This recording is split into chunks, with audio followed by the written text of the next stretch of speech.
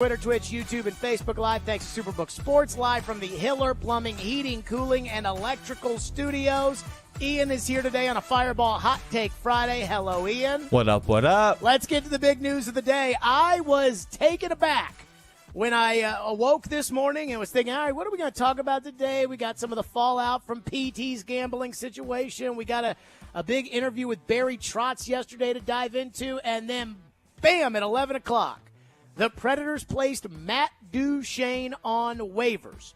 Now, the way this works, they're going to buy out his contract. Basically, what that means is it's more complicated than this, but I'm trying to make it as simple as possible. Basically, double the years and half the money. So against the cap, it'll be roughly half the money, and you'll double the years. That an easy way to say it, Ian? I think so. Okay. He's gone. They fired Matt Duchene today. That's what happened. And I have to tell you that we talked about this because Barry was on the show yesterday, and Barry is as open, as honest as they come. And Barry Trotz told us, big swing Barry, told us that, you know, he views three guys as a member of the core, and that's Forsberg, Yossi, and Saros. And so we even talked about it yesterday. Well, he didn't mention Duchene there. And so I feel like it seems pretty obvious that at the end of the day, they just didn't really see a future for Matt Duchene with the Predators. Like I said, they fired him. They didn't need to move on from Matt Duchene. There's a spot in the roster for a guy who can score 21 goals, 25 goals, whatever it may end up being. In fact, I kind of wanted to see what Matt Duchene would do with Andrew Burnett as the coach, because Andrew Burnett is more of an offensive coach. And quite frankly, I didn't like John Hines very much, and I'm not convinced that Matt Duchene did either. But I mentioned this on the air on Wednesday, and it was that I had heard that the Predators weren't totally sure if they wanted Matt Duchene around their young core. That as these young guys come into the league, whether it's Novak or Tomasino or Glass or Evangelista or Kemmel or whomever it may be, I don't think the Predators wanted Matt Duchene around those young guys. So they fired him. My guess is they probably did the same thing that they wanted to do, that they ended up doing with Ryan Johansson, which was, hey, we'll eat some of the money. Will you take Matt Duchene? And my guess is the rest of the league said no. And I think a big reason for this is because the rest of the league's already been through this. Colorado fired him too. Ottawa sold him at the trade deadline. Columbus signed him and didn't re-sign him. Now, he didn't want to re-sign there, but they didn't re-sign him. And then he signed here. And he was a headache.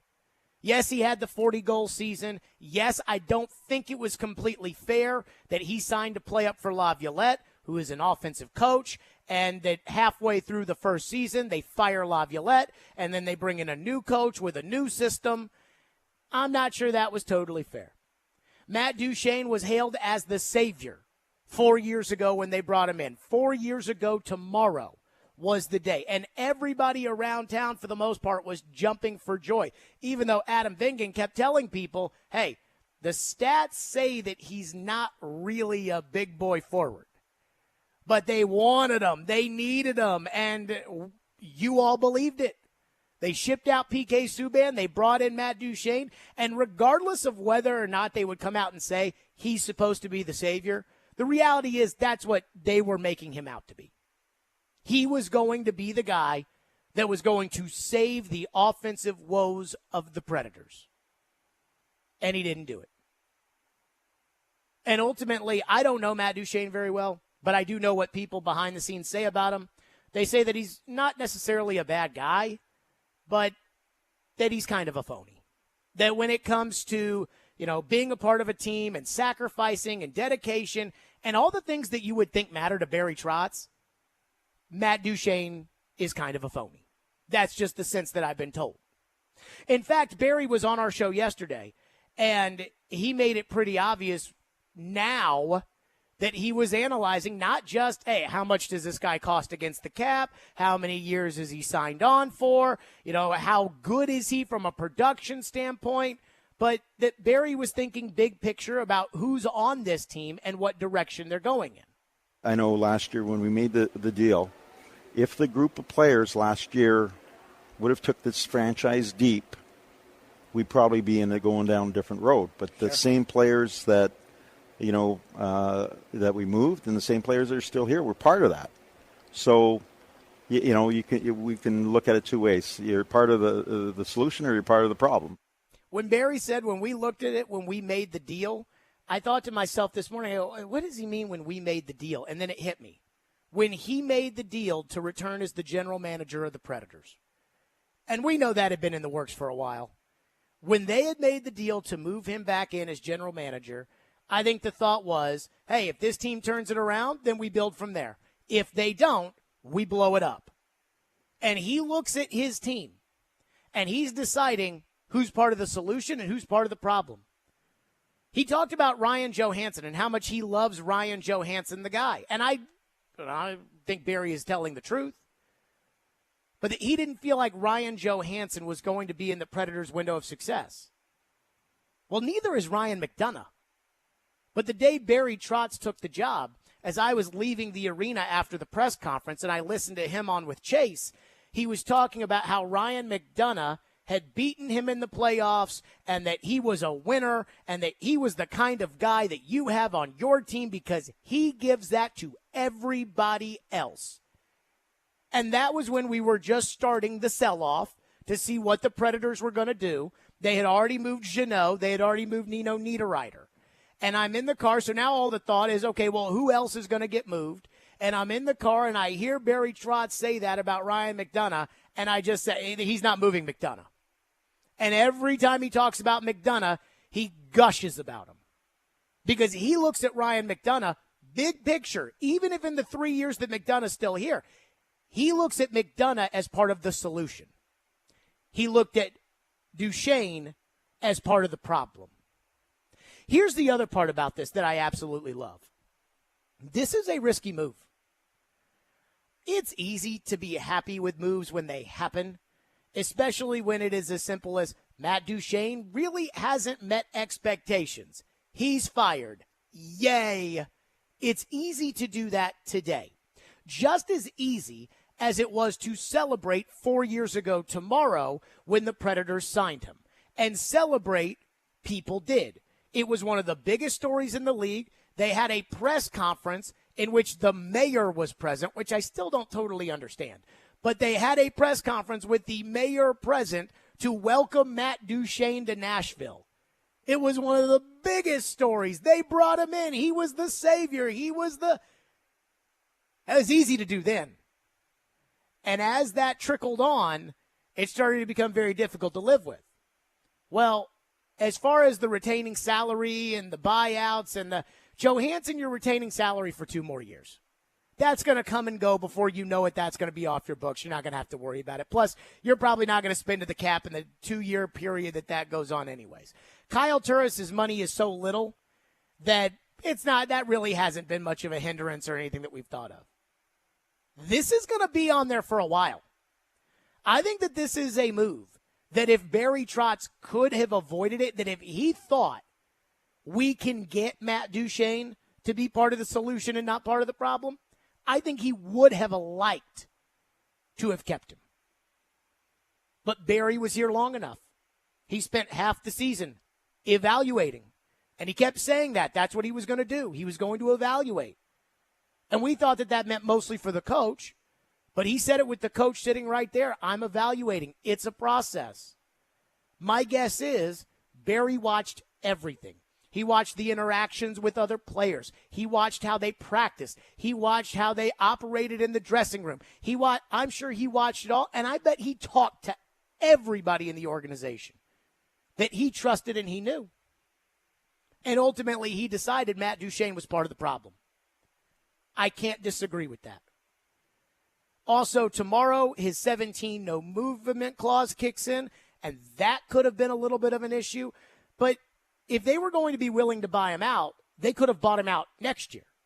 They could have looked at this team that they don't expect to be very good this year, that they keep telling us, hey, there might be a little pain here. They could have said, let's see. Scored 40 goals 2 years ago, and you've got an offensive coach in here, and you certainly will have the space for a top. and they didn't even consider it. And so I don't think today's move is as much about Matt Duchene, the player, because I do think that there was still at least a little immediate value for the player on this team. I don't think there was immediate value with Ryan Johansson on this team. I think there was a little immediate value with Matt Duchene on this team. So I don't think this is about Matt Duchene, the player, as much as it is about Matt Duchene, the guy. Matt Duchene, the hockey guy. And so on the Predators go, big swing Barry takes another one, and I couldn't be happier. It's almost every move that has gone wrong over the last couple of years. Barry Trotz has walked in and said, okay, finally we're giving up hope on Johansson and Duchene and Hines and all these things that we've had to convince ourselves could be better in the future. And Barry's not even wasting time with it. And I absolutely love it. 615-737-1025 is our phone number if you want to weigh in, 615-737-1025. And again, they fired Matt Duchene today. And it's going to be, this is an expensive move that they made. Yeah, I don't think every team in the league would do this. But I think they fired Matt Duchene, the guy, just as much as they fired Matt Duchene, the player. 615-737-1025 if you want to weigh in. 615-737-1025 if you want to weigh in. Willie had a take today about the Predators and Matt Duchene. And I've always told you that when it comes to somebody who's around the team every day, sometimes you have to read between the lines. This, I think, tells me how I think the organization feels. We'll get to that next. 615-737-1025 if you want to weigh in on Matt Duchene and the Predators. 615-737-1025. Never a dull day anymore with Barry Trotz running the show. Stillman and Company, 102.5, 106.3 The Game. 102.5 and 106.3 The Game is live and local. And now, let's meet the starting lineups. Robbie and Rex Road 6 to 9. Big time performance, best part of the team. Chase McCabe 9 to 11. An unrestricted free agent. Caroline, Willie, and D Mace 11 to 2. Got the big contract. The Velvet Touch. Talk about Hall of Famers. And Stillman and Company 2 to 6. Kept going for it. And don't forget, we're your home for all things Smashville. He scored! Nashville's best sports talk. 102.5 and 106.3 The Game. It's the first day of the first grade, and she found a new best friend. It's a laid-back Sunday afternoon you wish would never end. The homemade taste of Bluebell and good friends gathered round. The good old days are being made right now.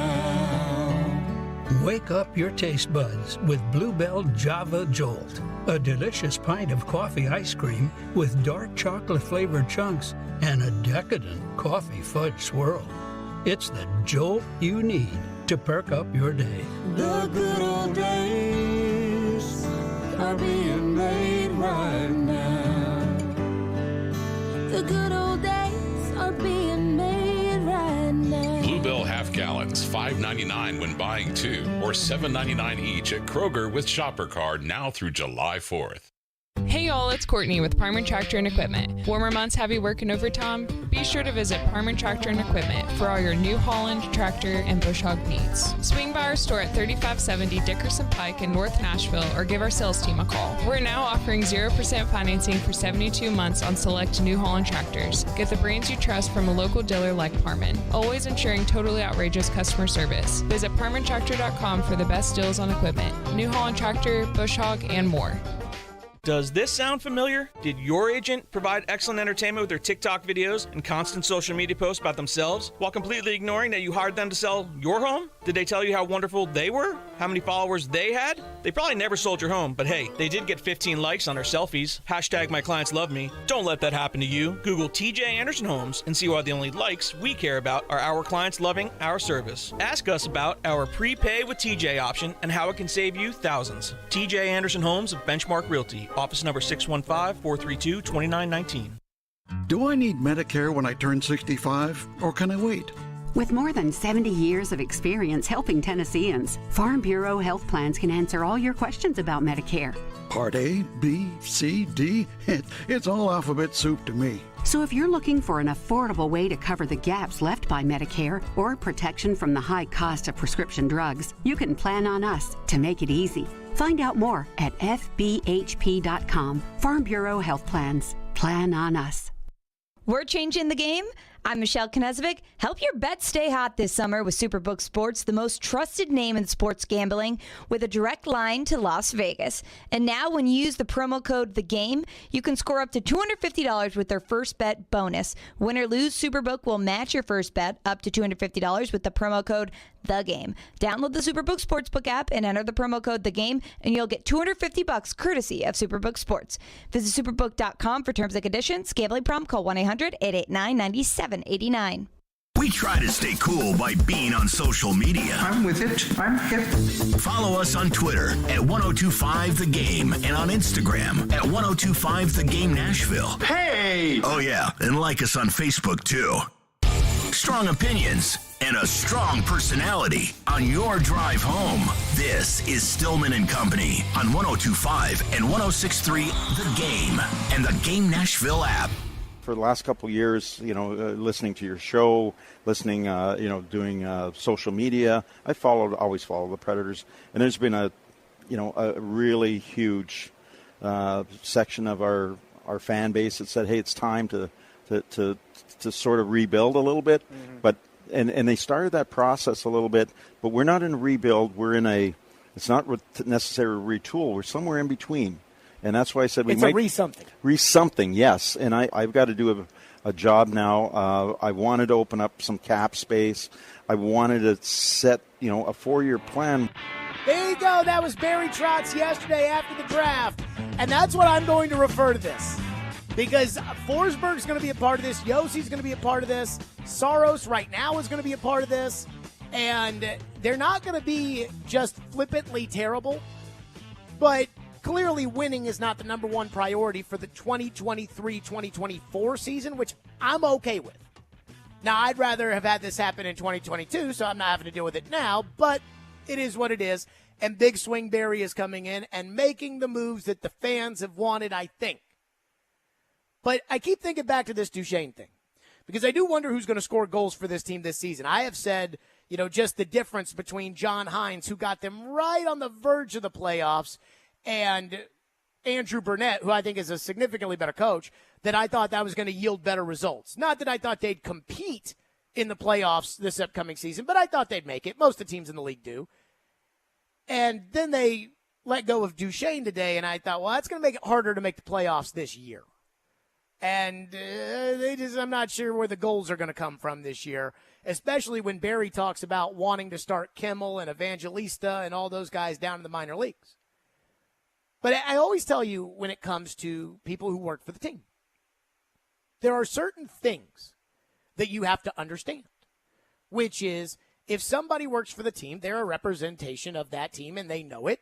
And so you're never going to have somebody who works, for instance, Mike Keith with the Titans. You're never going to have Mike Keith come on and say, I think they should fire Vrabel. Like, it's never going to happen.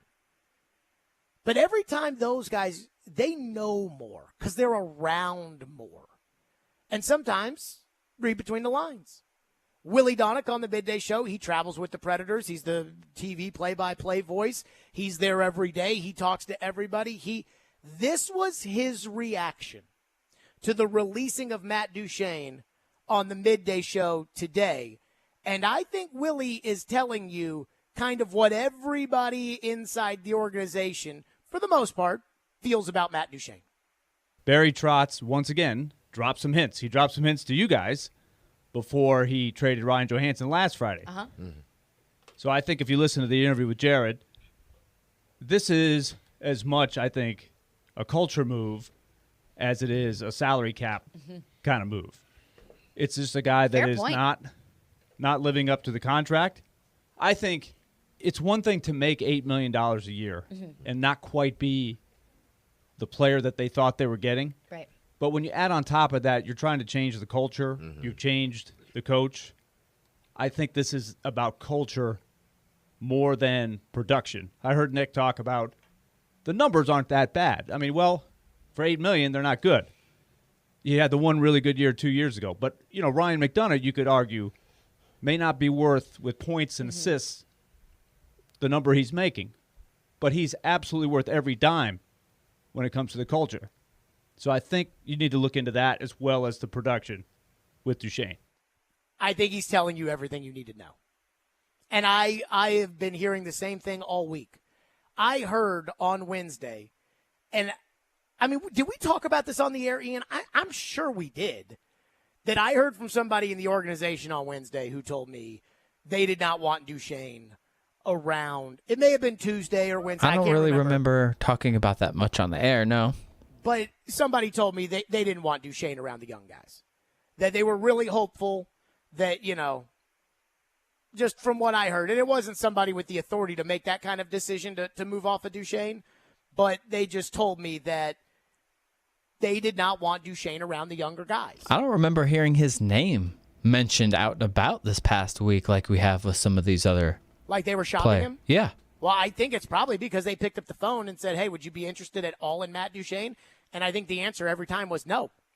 I mean, I think that's as simple as it was. And Barry even mentioned something, and I thought about cutting this and I didn't, but yesterday he was talking about how he was trying to make some deals and people don't have the cap space, so they want you to take on something else, or they want you to throw in some sweetener in order to get the deal done.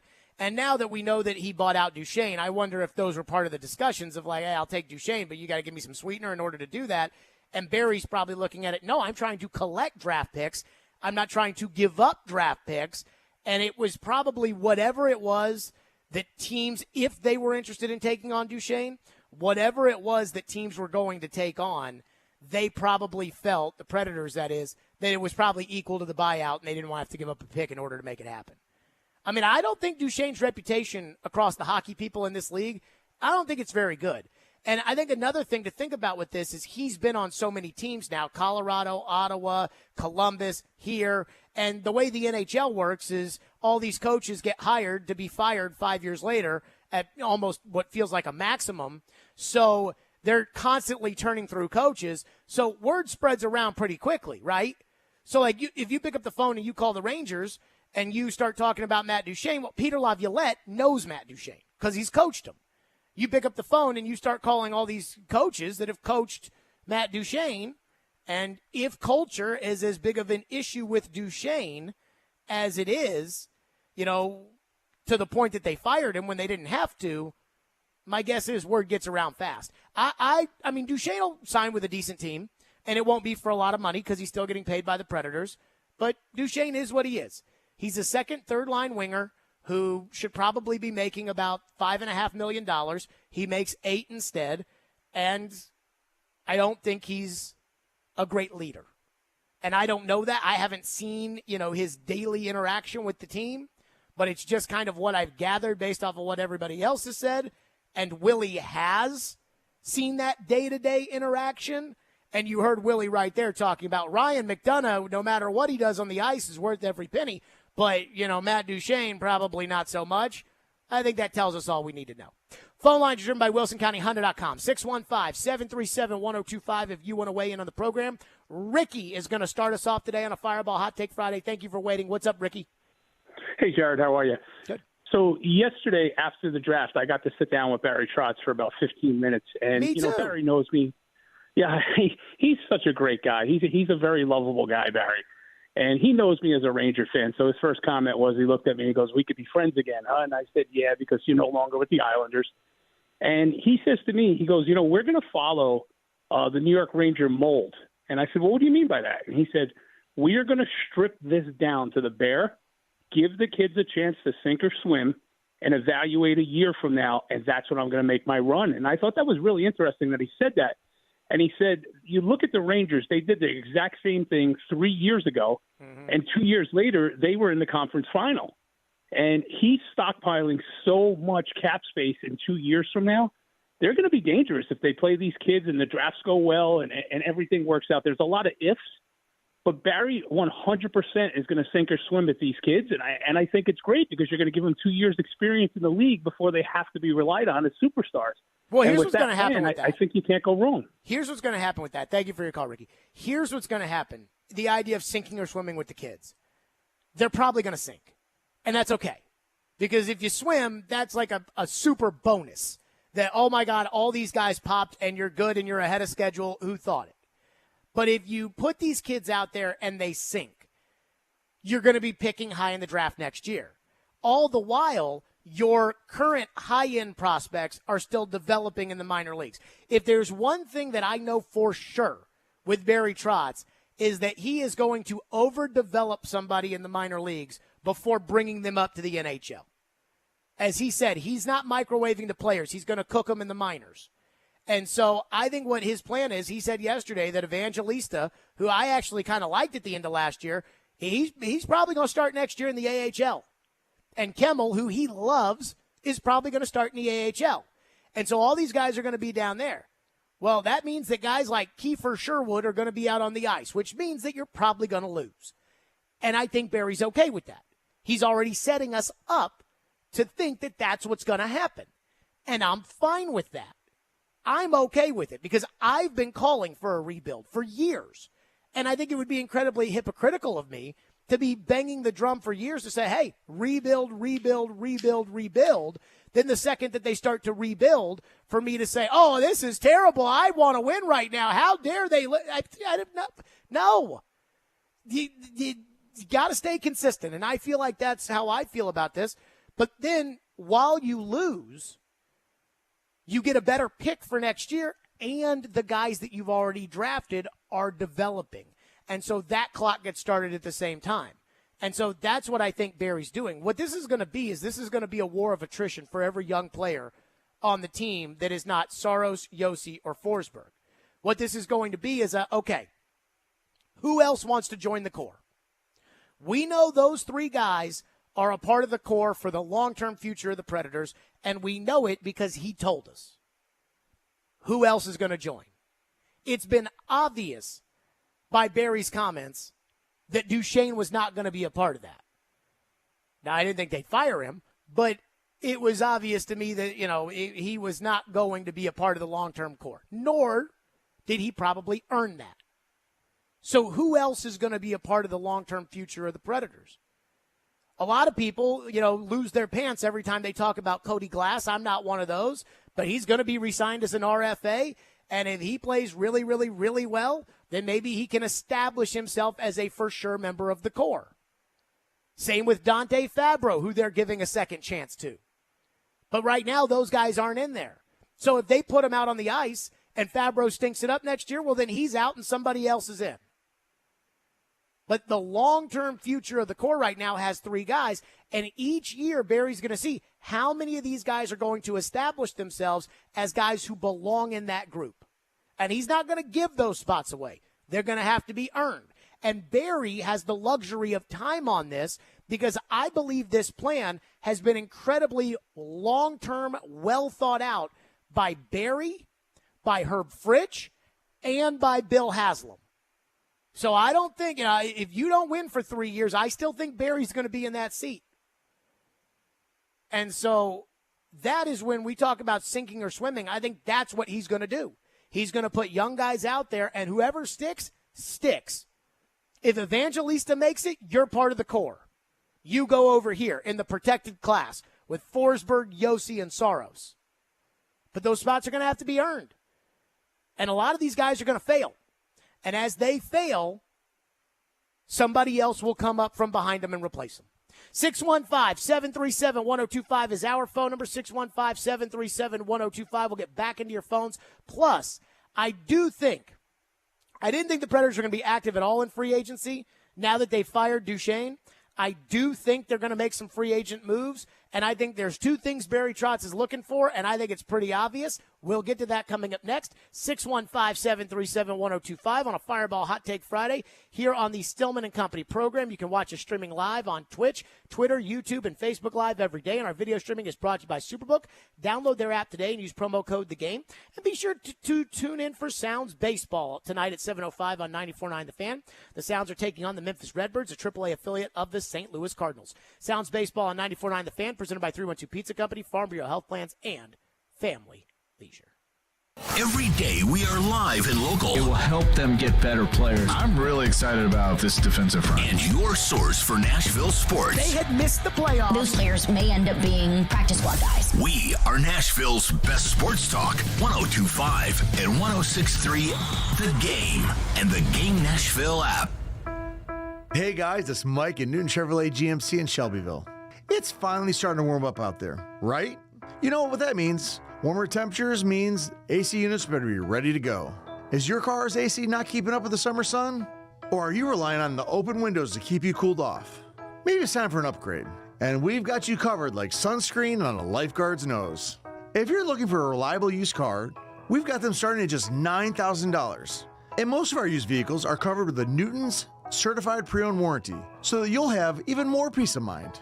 If you want more of an upgrade, our new car selection of Chevys and GMCs is waiting for you. From trucks to reliable SUVs and everything in between. And on certain Chevy units this month, you won't have to make a payment for 90 days. Don't keep sweating your way through summer. Get a great AC upgrade from Newton Chevrolet GMC in Shelbyville, Tennessee today. Visit NewtonChevroletGMC.com today. That's NewtonChevroletGMC.com. Boys and Girls Clubs of Middle Tennessee has uncovered the blueprint for youth success by ensuring your youth are 100% ready for their great futures. It is not enough to just get a young person through club doors. Boys and Girls Clubs of Middle Tennessee wants to make sure their time in their club will leave a lasting impact on their success in life. At BGCMT, we focus on 5 areas of development that have a profound impact on a youth's ability to become a productive, caring member of their community and ensure their great future is within reach. To learn how to help build great futures, visit bgcmt.org. Men, this is Evan Bass for the Tennessee Men's Clinic. If you're suffering with erectile dysfunction or other sexual health issues, you need to know that there is no one-size-fits-all treatment because everyone's made differently. That's why our urologists and medical providers offer a broader array of treatment options and can even combine or adjust treatments for greater effectiveness. ED can result from aging, low testosterone, prostate issues, underlying medical conditions, and more. And understanding why you have ED is the first step in treating the condition. That's why you need to know your numbers and understand what other factors might be contributing, and then work with an expert to treat it. And that's where we shine. At the Tennessee Men's Clinic, we have protocols that are effective in nearly 90% of cases, which means we'll likely find the right treatment for you and you can get your sex life back. So call us. Your first appointment includes blood work and a medical consult. Call 615-208-9090 or go to TennesseeMen'sClinic.com. We have 2 offices to serve you, Midtown and Franklin. Visit our website to learn more, including side effects. Treatments extra, results vary. The clock is ticking on Genesis Diamond's amazing finance offer. You have until 6 p.m. Saturday to take advantage of the hottest offer of the summer. 5 years, 0 interest financing. Get in now and splurge. Maybe treat yourself. Planning to propose? Get that stunning designer engagement ring starting as low as $67 a month. Or a 3-carat lab-grown center diamond just $99 a month. Nothing down and no interest for 5 years. But hurry, this incredible offer ends Saturday and will not be extended. Only at Genesis Diamond, Green Hills and Cool Springs. On approved credit, see store for details. 94.9 The Fan is your home for Hit City. Your Nashville Sounds continue their 6-game series tonight in Memphis. Swing and a miss, strike 3. Sounds win. Pre-game at 6:50. On your home of Nashville Sounds baseball. 94.9 The Fan and the Fan app. This is Greg McElroy, and you're listening to Nashville's best sports talk, ESPN 102.5 The Game. Now, we had some great, Luke Evangelista and Tomasino, and we had the young Kemmel and Askeroff. They were all in Milwaukee. They were key players there, but they may not be ready yet. Mm-hmm. But they may be our guys coming up. We get someone injured. They're coming up, and I got skill guys to replace. I got, hopefully the Schaefer kid that we got in the Edmonton deal can come up and give us some bang and some sandpaper and stuff like that. So my job in the next little while is to create holes for them where when they're ready, I've got a place to put them. What happens with the salary cap and signing this free agent going forward tomorrow, if I oversign, I lose spaces for them. And, if we're going to do this right, I've got to bring in character guys, people who will understand that, hey, it's not going to be easy, but I'm with you. I'm going to protect you. I know how this works. I've been in the league, those type of guys with some guys are short term. There you go. That was Barry Trotz talking about, hey, if we're going to do this right, When we go out and get guys, we have to get guys that are going to come in here, they're going to have short term, but also do things the right way, the Barry Trotz way. And when he was hired, David Poyle and Barry Trotz kept using the Predator way. And then they went out and they hired a coach who they think does things the Predator way. And so this Predator way, this is a big deal for Barry Trotz. The culture thing that Willie talked about with Matt Duchene, that's a big deal for Barry Trotz. The Predator way. And he talked about free agency there and talking about wanting to keep spots open on the roster for the young guys, but also that those guys like an Evangelista or a Tomasino or a Kemmel or a Schaefer, they may start the year in the minors. So free agency is tomorrow, and it's a very bad free agent class. In fact, I heard Nick talking about this, that Matt Duchene may be able to go get a nice little deal out there in free agency because it's a bad class. That wouldn't surprise me. I look at the class, and I'm like, man, it's a bunch of old pop-pops that 8 years ago would have been good to add, Tarasenko and Kane. But outside of that, I mean, it's a slim pickings as far as unrestricted free agents that you could sign, which is fine because I don't think the Predators need that anyways. But I do expect Barry Trotz to be active because right now, I mean, I don't know who's going to be on this NHL roster. I know Yossi will be. I know Forsberg will be. I know Saros will be. I know Lankinen will be. I know McDonough will be. I know Carrier will be. I know Fabro will be. I know Sissons will be. Novak and Cody Glass. But, I mean, how many forwards do they have right now who you know aren't going to be in Milwaukee next year? How many defensemen do they have that you know aren't going to be in Milwaukee next year? 4? So they're going to need to plug some holes. And there's actually a good opportunity for the Predators with the very last thing that Barry Trotz said there, which is term. I think Barry Trotz is going to look for guys that are quote-unquote high-character guys that he thinks he can add, that he knows, or at least somebody in his organization, and they know all about New Jersey's organization, and they know all about Florida's organization, and they know all about the Islanders' organization, and they know all about the guys in the Capitals' organization. So they got a lot of knowledge about these organizations and these guys that are out there, that he's going to bring in guys that he knows will fit and will not sign for a long term. Why is that? Because that will allow him to keep the holes open when the guys in the minor leagues show that they're ready, and then around the trade deadline next year, Barry can turn around and trade those players with short term, with smaller salaries. He can trade those guys and get more future assets in return.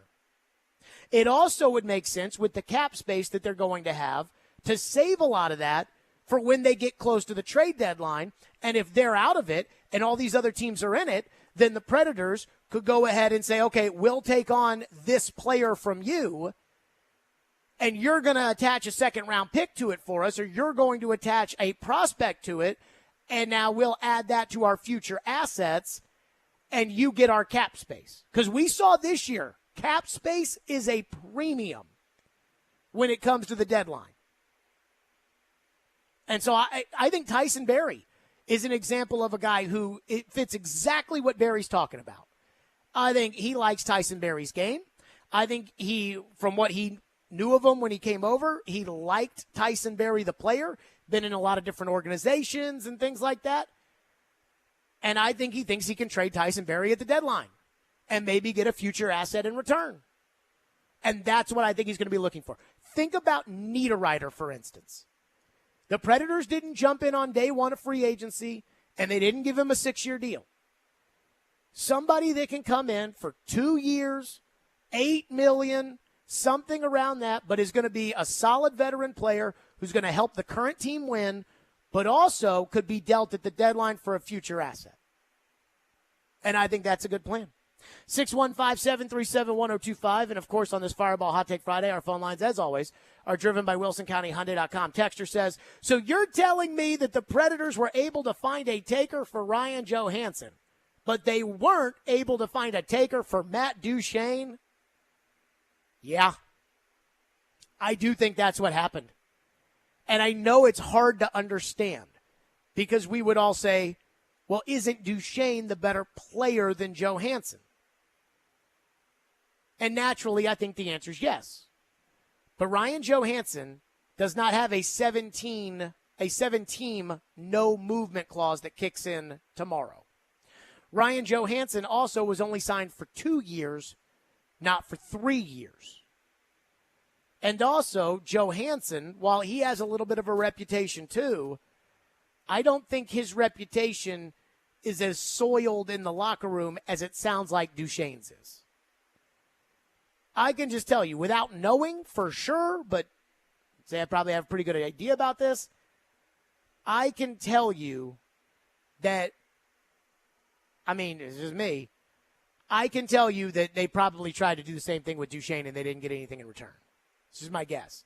The other thing I was thinking about today was I do wonder if, and I think, I think there's a part of this in which Bill Haslam's involved where, hey, we're going to have a bunch of dead money here, a bunch of sunk costs. Are you okay with that? And the guy who's writing the checks, Governor Haslam, Herb Fritch, they have to sign off on it. I do wonder if, because they were able to find a taker for Johansson, that then allowed them to buy out Duchesne. Like, would they have been okay with buying out both Johansson and buying out Duchesne? Now, I haven't been around Duchesne on a daily basis, so I'm not one to sit here and tell you one way or another if Duchesne, was bad in the locker room or, more importantly, was kind of a phony leader, is kind of the way it had been portrayed to me. That when Duchesne talks, he says all the right things, but then when you see his actions on a day-to-day basis, he's not that kind of guy. And I don't think that makes him a bad guy. I just think it makes him the kind of guy that I wouldn't want to go to war with. And I think Barry Trotz is taking that very seriously. But I do wonder, I figured at the end of the season, I was like Barry. I was done waiting on Johansson and Duchesne. I can't tell you, I think it's been for 2 years that we've heard, well, if they can get Johansson and Duchesne going, then I don't care about that. And then they had that nice little run at the beginning of the 22 season, and everyone said, okay, they got it. But then last year when things weren't going well and John Hines was getting none of the blame because we were not allowed to blame John Hines for whatever reason that was. And, it's not his fault that Duchesne and Johansson and Forsberg aren't playing well. And and I'm like, guys, I've told you for 2 years, I'm done waiting on Johansson and Duchesne. And I am, in fact, done waiting on Johansson and Duchesne. And I think, obviously, Barry is too. I would have bought out Johansson. I didn't even think trading Johansson was an option. I would have bought out Johansson and then probably tried to figure out how to make it work with Duchesne. My guess is when they were able to get Johansson traded, maybe that did allow them to buy out Duchesne. 615-737-1025 is the phone number, 615-737-1025. There is one person whose opinion I'd really want to know about some of these moves Barry Trotz has made, but I do think that he's behind them. We'll get to that next. Stillman & Company, 102.5-106.3 The Game. And let me tell all the fine folks out there that you can watch us streaming live on Twitch, Twitter, YouTube, and Facebook Live every day. And our video streaming is brought to you by Superbook. Download their app today and use promo code The Game. It's going down. It's going down. It's going down. They fight. Jared, you're how do you know, Joe? How do you know? And fight. And because of that, but how do you know that, though? But how do you know that? But that's okay. It's Jared and Joe. Every Wednesday at 5 p.m., Jared Stillman and Joe Rexroad debate the big topics in sports. Jared versus Joe. Presented by Pella Windows and Doors and Parman Tractor and Equipment on Stillman & Company. Wednesdays at 5 on 102.5 and 106.3 The Game. Sometimes you want a sure return on your investment. That's where CDs come into play. At F&M Bank, they've been providing smart choices to customers for over a century, including CDs that are a great way to save. You make a deposit and collect the earnings on your terms. Great rates, predictable results, and backed by the Federal Deposit Insurance Company. That's smart banking. Life is complicated. Banking shouldn't be. So go see them at one of their 20 locations across Middle Tennessee and Southern Kentucky or online at myfmbank.com. F&M Bank. Banking made easy on purpose. Member FDIC. Gear up for spring at Coleman Tractor Company with Kubota zero turns and subcompact tractors in stock now and ready to work. Mow, dig, haul, and lift with the Kubota BX23S tractor loader backhoe. Now through June 30th, save up to $2,500 on BX23S models. Visit Coleman Tractor in Paris, Clarksville, Nashville, and White House today. Now through June 30th. See KubotaUSA.com for more information. When we talk about tenure at Cromwell Media, the owner of this station, we're not kidding around. This month, we're celebrating 6 teammates who have a combined 85 years of service to our company and our community. They are Rosemary Walters, 26 years, Cindy Marino, 21 years, Lakin King, 14 years, Ace Swartz, 13 years, and Chase McCabe, 11 years. If you'd like to experience what it's like to work for a great company, shoot us a note at together@cromwellmedia.com. That's together@cromwellmedia.com. For more than a century, AM radio has evolved to meet the needs of our community. In their car, at home, or on the job, more than 80 million listeners depend on AM radio each month. AM radio is also the backbone of the emergency alert system, which keeps us safe in dangerous times. It's reliable, free, and public safety depends on it. Text AM to 52886 and tell Congress we need AM radio in cars. This message furnished by the National Association of Broadcasters. They combine hard-hitting journalism. The Titans asked Kevin Byard to take a pay cut. Strong-willed opinions. There's hot takes and then there's like weird takes. Yeah. This is a weird take. And sometimes some old man takes. I'm excited about it. So do I gyrate embarrassingly? To create the perfect morning show, they are Robbie and Rex Road. Mornings from 6 to 9. Presented by TJ Anderson Homes of Benchmark Realty on 102.5 and 106.3 The Game and the Game Nashville app. You're listening to Stillman and Company on 102.5 and 106.3 The Game and the Game Nashville app. It's an open door policy. I will tell you this. My goal is David is always welcome into the office. He's always welcome in sitting next to me at games.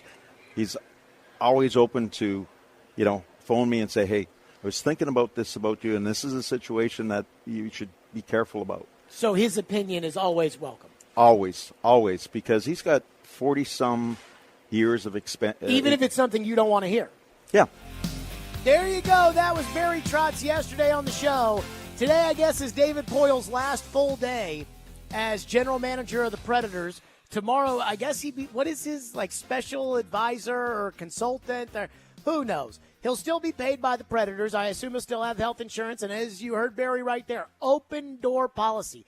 I mean, I don't know if this is a title, but he's going to be the GM emeritus. That's what he's going to be. And yet, Barry Trotz has gone through a lot of the big David Poyle moves, and big David Poyle moves that David Poyle has defended and has just torn them apart. And I was wondering in my head, how does David Poyle feel? What this feels like, and I joked about this the other day when I called it the Trotz administration, but it feels like, say you had a Republican president or a Democratic president, and then the other party's president gets elected in, and all of a sudden he ran on, hey, we're going to undo all these things the current president did, and so he goes right into effect and just starts undoing them. Now, it's like what I would envision, and I wasn't alive for this, but when Ronald Reagan took over from Jimmy Carter, it was probably like, okay, here's what we're doing now differently. And I do feel like Barry's done that. This does not look like, say, for instance, the Ravens, when Ozzie Newsome was the general manager, and then he transferred it over to Eric DeCosta, and the Ravens have just continued to run like the Ravens. I mean, some of these foundational recent David Poyle policies, like John Hines and Matt Duchene and Ryan Johansson, and go, go, go, we can do it, we've got it, we got a shot. I mean, Barry's come in there with a red pen and just X'd it out. My guess is, and that Barry clip right there, I think may kind of highlight this a little bit, I think even David is smelling the coffee. I think even David, and he doesn't have to say it, and he wouldn't say it while Johansson or Duchene was still on the team, but I think even David is probably sitting there saying, all right, it's time to move on. It's time to move on from these guys. I mean, in all fairness, he did put them on the expansion list for Seattle a couple years ago. So I think David's probably a part of this, but it is kind of crazy that Barry is supposed to feel like the continuation of David. It's like a passing of the baton. It's not a 24-year run for one guy, and now let's see how long the other guy goes, but the combination of the two, it's supposed to be almost like father handing it off to the son. But instead, the son's come in here and said, all right, Dad, screwed this, and we're doing this instead. But my guess is David's on board with all this. And if David was still the general manager, I think that they'd probably be trying to get rid of Matt Duchene too. Just the vibe I get from what I hear people in the building say. Indy Ben texts into the text line and says the Predators are doing what they should have done 2 years ago. The Blackhawks have been doing this the last few years, and now they add a generational center to accelerate their rebuild. I mean, they didn't add a generational center to accelerate the rebuild. They added a generational center who defines the rebuild. Like, he's the rebuild. And when he's good, they'll be good again. Yes, I am aware of the position the Blackhawks are in, Indy Ben. I will say this. Can't cry over spilt milk. We did all of our yelling and screaming and complaining for the last couple of years about blow it up, move on, fire the coach, all these things. And it would feel a lot better if they had done those in 2021 when I wanted them to do them. They didn't. It is what it is. And I'm not going to cry over the spilt milk there.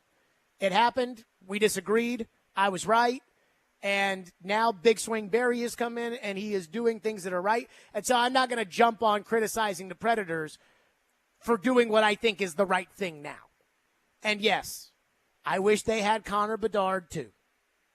Texture says, Jared, grade and explain why on a 1 to 10, with 10 being the best, for Rand Carthon and Barry Trotz so far as GMs.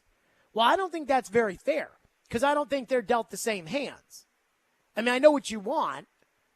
I mean, I think that, Carthon right now, I'll give you letter grades. I'll give Barry Trotz an A. I mean, I like everything he's done or at least been a part of with this organization. The Jeannot trade, the Granlund trade, the Ekholm trade, and those, maybe those go on David's ledger. I don't know. But Barry was here for that. I, liked the aggressiveness that Barry had at the draft, even if it didn't work out, even if San Jose didn't take the offer, even if Montreal didn't take the offer. I like the fact that they fired John Hines, who I couldn't stand. And I like this, the Johansson and Duchene. I mean, I think everything he's done's good. So if everything that you've done is good, you get an A. I mean, Rand Carthon, it's hard because I don't think that leaking of draft night, I don't think that was his fault. And he is undergoing this collaborative process with a team that was already okay and was pretty close to the playoffs, and it's a different sport, and it's not as easy as just blowing it up the way Barry Trotz has. So I don't think it's totally fair. That said, I mean, if they took Peter Skoronsky with the 11th pick and they're putting him at guard, and now they lose a tackle and they're gonna keep him at guard, then I would have to significantly lower the grade because I just think that that's stupid. Texter into the text line says, do you think that the Predators will go after Alex DeBrincat now that they have all the cap space, or do you think that would be just another Duchene-type contract? One, you'd have to give up assets in order to get DeBrincat because he is currently on the Ottawa Senators. So you'd have to trade a bunch in order to get him. Then you'd have to sign him. Then when you sign him, it'd have to be for 8 years. Barry has talked about leaving the holes open so that when it's time for Joakim Kimmel to come up, that it's not, now we have to play him on the fourth line because we don't have a – no, he goes right to the first line. Evangelista, Tomasino, those guys. You bring in Alex DeBrincat, that totally changes it. I'm not interested in that. Now, I'm not shutting it down like Pierre-Luc Dubois, which I thought would have been the exact same as what we've seen with the Predators. But I think that the Predators need to take a little bit of a break from shopping in the high-price aisle. And I think they will. I mean, that's how where I go on it. Texter into the text line says, Jared, you've been talking about this for the last 2+ years, maybe 3, and you could not see that Matt Duchene was a problem? Come on, brother, do better. That comes from Greg and Brentwood. When did I ever defend Matt Duchene? I mean, I told you that I didn't know that Matt Duchene was like a I don't want to say like a bad locker room guy, but a guy in the culture that they didn't want. How would I know that? How would you know that? Look, I have my doubts about Duchesne, but I didn't think that he was, the culprit of, he's just the worst. He's this, he's that, he's all kinds of, I didn't feel that way, but I'm not there every day. And when I'm not there every day, it's hard for me to be able to determine that because I don't see how he treats everybody or how he goes about his business or how much work he puts into it. Barry Trotz has released a statement, quote, "We have placed Matt Duchesne on unconditional waivers with the intent to buy out his contract. This is the continuation of an organizational process," or as Barry would say, an organizational process that started at the trade deadline. Our desire to change the roster, allowing our emerging players the chance to grow and develop, while also creating the flexibility to build a team that will become a Stanley Cup contender. We thank Matt for his contributions to the Predators and our community, wishing he and his family all the best for the future. It's a really nice way to say they fired him. And if it was just about cap space and if it was just about flexibility, we'd be having a different conversation. That's just the classy way to do it. But if that were the case, they would be selling off all the veteran players. If it were like that, they would be selling off Tyson Barrie. They would be selling off Ryan McDonough. They would be selling off everybody who's not pinned to the ground. And they didn't do it. They took the two guys that have been the bane of frustration around here for a while in Joe Hansen and Duchesne, and they essentially fired both of them. And they did it in as nice and as classy of a way possible, but they moved on. And it's okay. It was time to move on. 615-737-1025 if you want to weigh in. There is another underrated aspect of this that really kind of got my head working when I listened to Elliot Friedman talk about why the Predators are able to do what they do. Why this rebuild, why they're willing to do some things that other teams may not be willing to do. We'll get to that coming up next. 615-737-1025, Fireball Hot Take Friday, Stillman & Company, 1025, 106.3 The Game. Every day we are live and local. I think Vanderbilt is steady, disciplined. It's been so long since Tennessee's gotten out of the first weekend. And your source for Nashville sports. I don't mind going to another team. You want to know what the coaching staff's going to look like. We are Nashville's best sports talk. 1025 and 1063 The Game and the Game Nashville app. ElectronicExpress.com. We make it happen.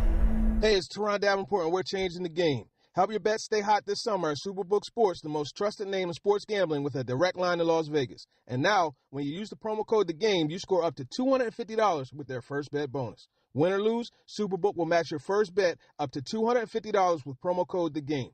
Download the Superbook Sports app, enter the promo code THEGAME, and you'll get $250 courtesy of Superbook Sports. Visit Superbook.com for terms and conditions. Gambling problem? Call 1-800-889-9789. So, you've heard of Oil Fire Whiskey, the whiskey that women love. Smooth and seductive. What's the taste? Oatmeal cookie or caramel-covered apple? You decide. You will like it. She will love it. Buffalo Bills Center of the West in Cody, Wyoming welcomes you as you enter Yellowstone Park's east entrance. 5 museums in one and the greatest firearms museum anywhere. Welcome to the West. Buffalo Bills Center of the West, Cody, Wyoming. If you missed the latest from Stillman & Company. Is Chig Okonkwo going to be a star? I don't know that. Can Chig Okonkwo block in the running game? I don't know. You didn't put him out there to do it last year, and when you did, he got a holding call that wiped away a huge Derrick Henry gain in the Jacksonville game. I think everything that I hear about the Titans in the receiver position and who's going to catch, I think it's all wishful thinking. Hey, Kyle Phillips really played well in training camp. Kyle Phillips was a 5th-round rookie last year who got hurt twice, 2 different injuries, so now he's got the injury label on him, and he caught 8 passes. They could use Tajay Spears and Derrick Henry together and see what they get out of that and see what What's the last team that won a Super Bowl by throwing it to their 2 running backs? This is not the Arena Football League where a guy gets a head start in the backfield and runs through the line of scrimmage at the snap. Stillman & Company, weekdays from 2 to 6 on 1025 and 1063 The Game and the Game Nashville app. For more than a century, AM radio has evolved to meet the needs of our community. In their car, at home, or on the job, more than 80 million listeners depend on AM radio each month. AM radio is also the backbone of the emergency alert system, which keeps us safe in dangerous times. It's reliable, free, and public safety depends on it. Text AM to 52886 and tell Congress we need AM radio in cars. This message furnished by the National Association of Broadcasters. Live from the Hiller Plumbing, Heating, Cooling, and Electrical Studios. WPRT FM Pegram, WPUC HD2 Laverne. Broadcasting on Alexa. I appreciate that. And other smart speakers. 102.5 and 106.3. And a score! You can run different offenses. The doors on the board. Off the field, on the field. The Game. A Cromwell Media Station. Where you have a voice. He had a competent coaching staff. You just play terrible and you keep playing. And we have strong opinions. What a whiny freaking crybaby response. This is Stillman and Company with Jared Stillman on Nashville's best sports talk, 102.5 and 106.3 The Game and the Game Nashville app. Stillman and Company, 102.5, 106.3 The Game. Streaming live on Twitter, Twitch, YouTube, and Facebook Live. Thanks to Superbook Sports. Live from the Hiller Plumbing, Heating, Cooling, and Electrical Studios. The Predators are buying out Matt Duchene, which is a hockey term for they fired him. Today, they called Matt Duchene in the office. HR was sitting there, and they were waiting. And they said, please go pack up your desk, or we'll have somebody pack up your desk for you. We appreciate everything that you've done, but we're moving on. Now, Duchene's going to get his money, which a lot of us who have had that talk in our lives, we don't get. But they basically fired Matt Duchene today. Now, I do have a take on Preds ownership that I want to get to, but I do have to address this in the text line first. And it's Fireball Hot Take Friday, and our phone lines are driven by WilsonCountyHyundai.com. And I'm going to do this. Texter into the text line says, I forgot. This is Predators Radio. Maybe if you were gushing about Rand Carthon, he may come on the radio and talk about his plans too. First of all, we've had Rand Carthon on the show. I got no beef with Rand Carthon. But I find this to be hysterical because this isn't the first one of these we've gotten over the last couple of days. This idea that all of a sudden this program is paid for by the Predators now. Oh, yeah, this is a Predators program. This is the Predators show. This is the... Do we just forget what happened over the last 3 years? Like, does that not count for something?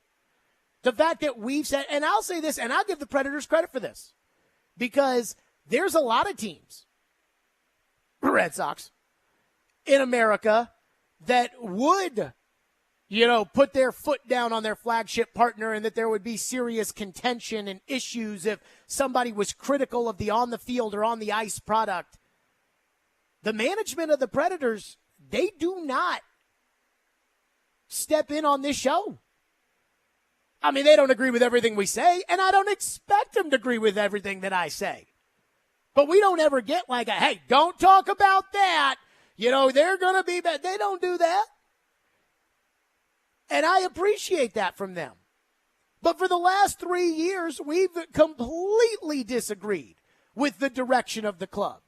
Completely disagreed with it. We've wanted the general manager change. We wanted the coach change. We yelled about it every day. We went to press conferences, and we held them accountable. So don't be giving me this Predators radio thing. I mean, I love the Titans, and I love the Predators, and you know that. I've loved those teams since I was 8 years old, and they both started playing here at the same time. But don't give me this, it's Predators radio and it's paid for and you love Barry Trotz because of it. Adam Vingan texted me earlier in the week and he goes, you are a Barry Trotz bobo. And all I can say to that is, if you've listened to the program for, the last 18 months, don't you think that if somebody were to come in as general manager of the Predators and end the mirage that group of Forsberg, Johansson, Duchene, Ekholm, Arvidsson, Ryan Ellis, Yossi, Rene, Saros, that whole, that era could still gear it up for one more, that they were a Nino Niederreiter and a Ryan McDonough away, that John Hines can do it, that if somebody walked in and said, yeah, we're not doing that anymore, we're tearing it down, and that coach that you can't stand, that you didn't like when they hired him, and he hasn't won anything in 7 years, and yet he's going to fire him too? And he's going to replace him with a coach who coached for 1 year in the NHL, and the 1 year that he coached in the NHL, he was second for the Jack Adams Award for Coach of the Year. Don't you think I would have liked that? I mean, everything that I've been begging for the Predators to do, Barry Trotz has walked in and he has done. Even though I wasn't banging the drum on trading Johansson and moving off of Duchesne, I would argue with you that I've been saying for years now, I'm done waiting on those guys to turn it around. I'm done on seeing if a kick in the rear will get them going. I couldn't believe it. After the 40-goal season Duchesne had, I kept telling everybody, trade him. Now's the time to trade him. He just scored 40 goals. His no movement hasn't kicked in. Teams pay a ridiculous amount of money for goal-scoring wingers. Trade him. And everybody told me you can't trade him. Adam told me you can't trade him. Robbie told me you can't trade him. Everybody told me you can't trade him. I said, what do you mean you can't trade him? He just scored 40 goals. Yeah, no one's going to take on that contract. I'm like, you're going to be kidding me. Adam was like, if you attach like a second-round pick, then you'd be able to trade him. That's how I'd have to trade him? So for Barry Trotz to do everything that I have wanted the Predators to do, don't you think I'd like that? I mean, when we talk about, if you started gushing about Rand Carthon, if Rand Carthon went out and fixed wide receiver, then I'd be gushing about that. But right now, they've got a busted left tackle. They've got no right tackle. They've got no wide receiver two. And he's only pissed off the three most important and best players on the team, the quarterback, the running back, and the safety. And if Barry Trotz, you think Barry Trotz would piss off Roman Josi the way that Rand Carthon has pissed off Derrick Henry and Kevin Byard? You know he wouldn't.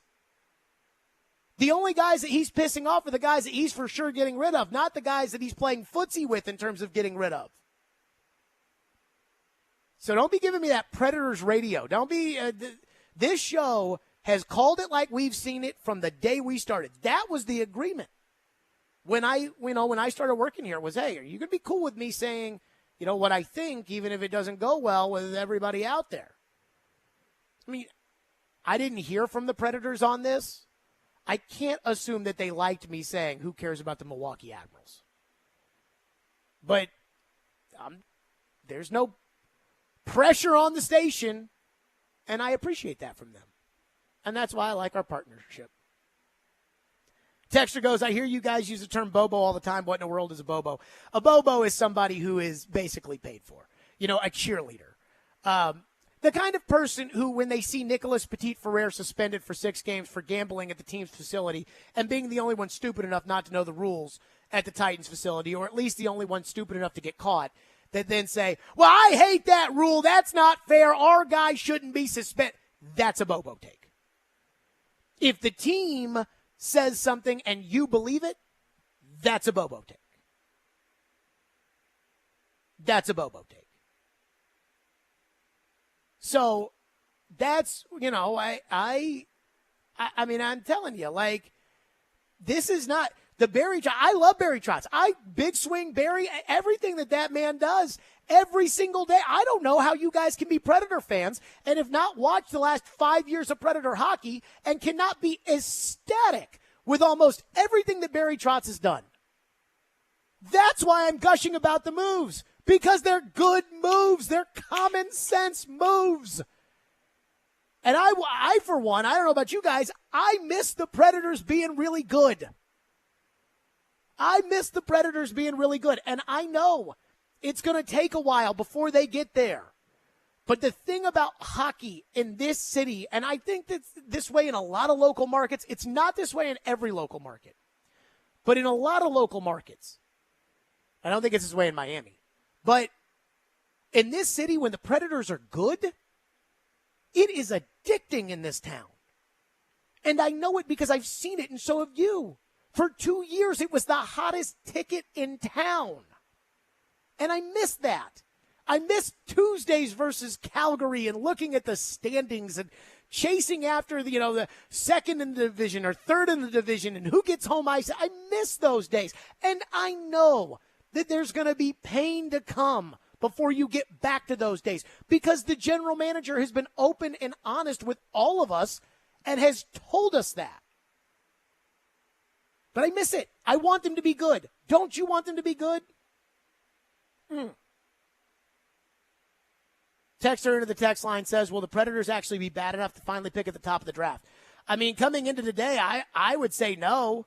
But the more that I view all of this and everything else, I mean, if they buy out every veteran player and it's a bunch of Kiefer Sherwoods on the ice, probably, even if Soros is the goalie, it may end up that way.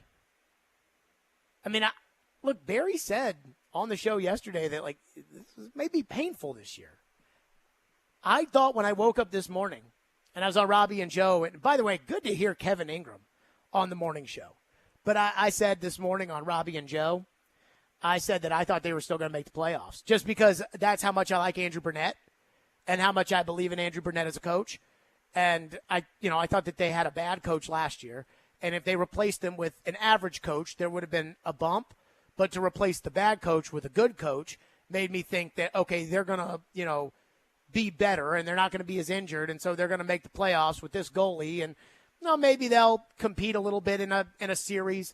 Like they'll be the second wild card and they'll go on the road to the Pacific Division and it'll go 6 or 7 games and they'll lose in the first round. Or hell, maybe they get hot in net and they win the first round like they did against Anaheim in 2011. And then they run into a big boy like they did against Vancouver that year. But when you just buy out Matt Duchene, now I'm kind of looking at the roster saying they may not have enough NHL players to be able to make it to the playoffs this year, which is okay because it's what they were telling us they were going to do. And that's what I like is when you do what they're going to tell us they're going to do and that it makes sense. Corey Curtis, News 2, will join us next. What does he think of the Barry Trotz administration as Barry puts his hand on the Bible and takes the oath of office tomorrow and the direction of the Predators after the draft? We'll do that next. Stillman & Company, 102.5, 106.3 The Game. The offseason is in full swing, but there's no slowing down ESPN's Teron Davenport. The flow of information. He talks the talk. Spears gives you that guy that can still hit the home run. And walks the walk. As a run blocker, he's going to murder a linebacker at the second level. On Everything Titans, TD is on Mondays at 1, Thursdays at 3, Friday mornings at 8, and anytime on the Talkin' with TD podcast. TD is on 102.5 and 106.3 The Game and the Game Nashville app. The clock is ticking on Genesis Diamond's amazing finance offer. You have until 6 p.m. Saturday to take advantage of the hottest offer of the summer. 5 years, 0 interest financing. Get in now and splurge. Maybe treat yourself. Planning to propose? Get that stunning designer engagement ring starting as low as $67 a month. Or a 3-carat lab-grown center diamond just $99 a month. Nothing down and no interest for 5 years. But hurry, this incredible offer ends Saturday and will not be extended. Only at Genesis Diamond, Green Hills and Cool Springs. On approved credit, see store for details. For more than a century, AM radio has evolved to meet the needs of our community. In their car, at home, or on the job, more than 80 million listeners depend on AM radio each month. AM radio is also the backbone of the emergency alert system, which keeps us safe in dangerous times. It's reliable, free, and public safety depends on it. Text AM to 52886 and tell Congress we need AM radio in cars. This message furnished by the National Association of Broadcasters. Tears for Fears. Live in concert. The Tipping Point Tour Part 2. With special guest Cold War Kids. Tears for Fears. First Bank Amphitheater in Franklin, Tennessee, July 11th. Get tickets now at livenation.com. Part of the Farm Bureau Concert Series. Golfers, tee it up this 4th of July at Edwin Watts Golf Shops for their huge red, white, and blue sale. Save 20, 15, or 10% on select items in every department. Bags, balls, shoes, clubs, apparel, and accessories are on sale now through July 4th. Come in and register to win a Callaway limited edition staff bag with head covers at every location. And it's all happening now through 4th of July at Edwin Watts Golf Shops, home of the 90-day satisfaction guarantee, serving golfers since 1968. Want to weigh in on the conversation? It's a brain booster. Slide into our DMs. Or just text or call at 615-737-1025. Our phone line is driven by WilsonCountyHyundai.com. Strong opinions and a strong personality on your drive home. This is Stillman and Company on 102.5 and 106.3 The Game and the Game Nashville app. Stillman and Company, the big news of the day, the Predators are buying out the contract of Matt Duchene. I can explain to you what it all means from a hockey sense, but the reality is they're firing him. Barry Trotz has just decided, hey, the direction we're going in is not going. This is just not time to go in a different direction. In fact, Willie was on the program or on the midday show earlier today, and as I've said, Willie is around the team on a daily basis. So he sees how these guys interact with others and the kind of work they put in and things like that. And so if you're wondering why they would just buy out a guy who would score 25 goals a season and get nothing in return, here's what Willie said. Barry Trotz, once again, dropped some hints. He dropped some hints to you guys before he traded Ryan Johansson last Friday. So I think if you listen to the interview with Jared, this is as much, I think, a culture move as it is a salary cap kind of move. It's just a guy that is not living up to the contract. I think it's one thing to make $8 million a year and not quite be the player that they thought they were getting. Right. But when you add on top of that, you're trying to change the culture. You've changed the coach. I think this is about culture more than production. I heard Nick talk about the numbers aren't that bad. I mean, well, for $8 million, they're not good. You had the one really good year 2 years ago. But, Ryan McDonough, you could argue, may not be worth, with points and assists, the number he's making. But he's absolutely worth every dime when it comes to the culture. So I think you need to look into that as well as the production with Duchene. There you go. Corey Curtis joins us, News 2 on the program. Corey, what was your reaction today when it came across your ticker that the Predators were buying out Matt Duchene? Look, there was a little bit of wow, and then I sat back and I thought about it, and I go, I really shouldn't be surprised. Because when he's talked about the core pieces of this team and, not wanting to move on from, he says Forsberg, Yossi, and Saros. He didn't mention the Johanssons and the Duchenes. And so, I think it was on your interview you did with him yesterday, which was really, really good, by the way. Thank you. He mentioned, it was good because of Barry, not because of you. No, for sure. No, it was really good. I appreciated it. But he talked about, if you're not part of the problem, you're part of the solution, you're part of the problem.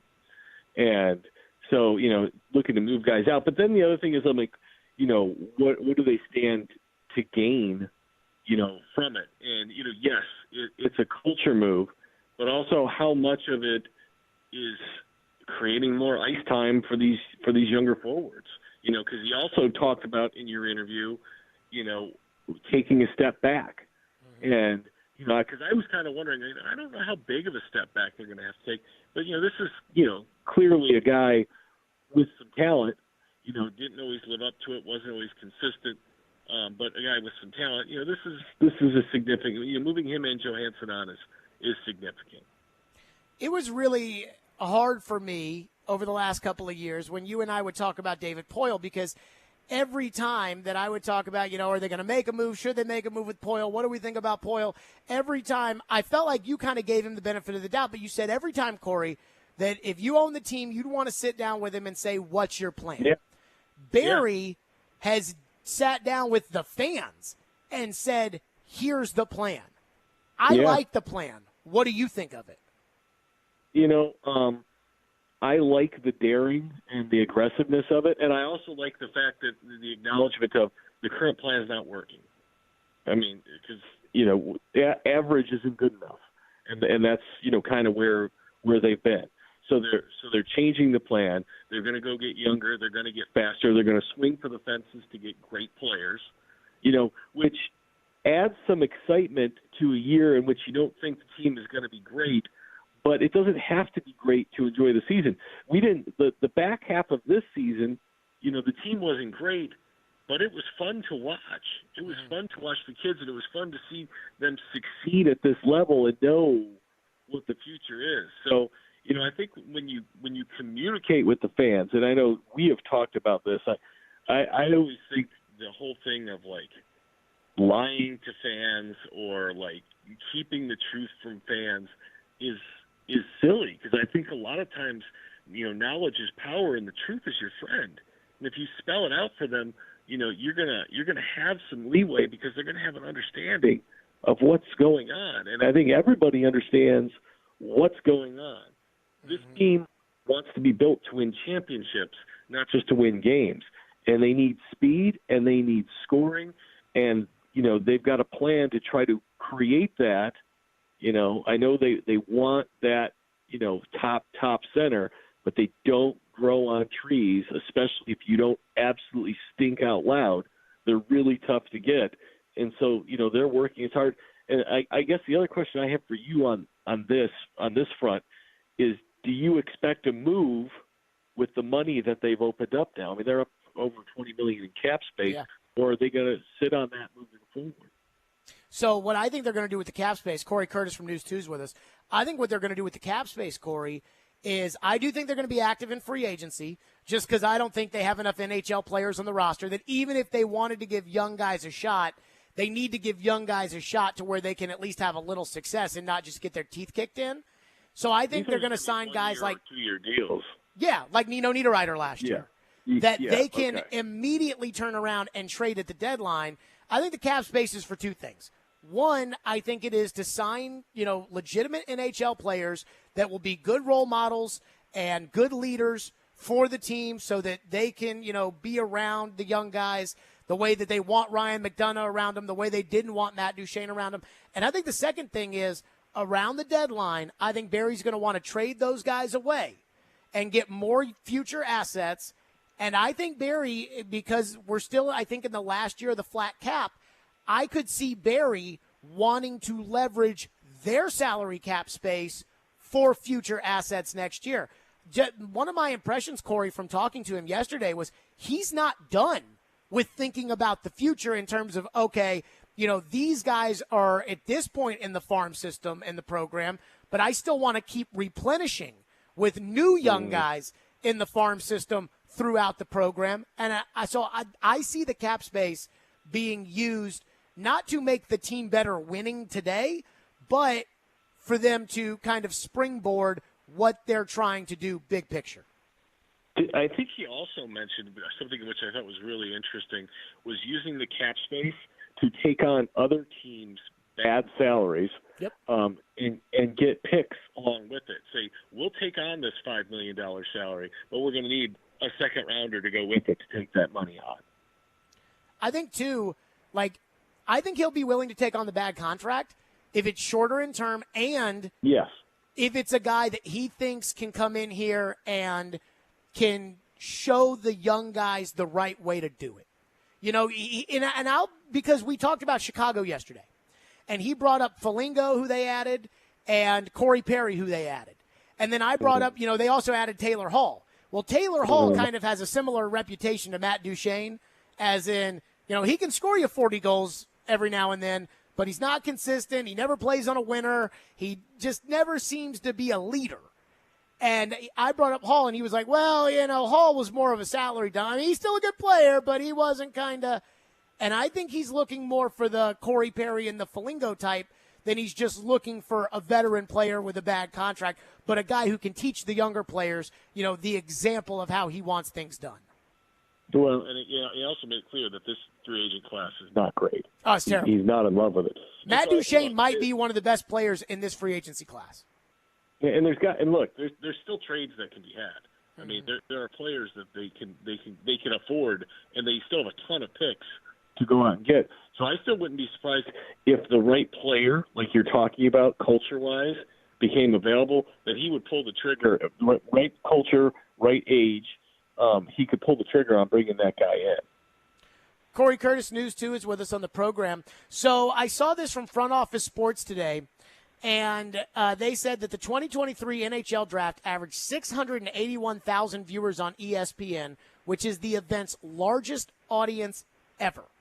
Now, I think a lot of that probably has to do with the star-studded nature of the top 4 players and Connor Bedard and all of that. But at the same time, the NFL draft here was one of the highest viewed drafts ever and is still kind of the gold standard for NFL drafts.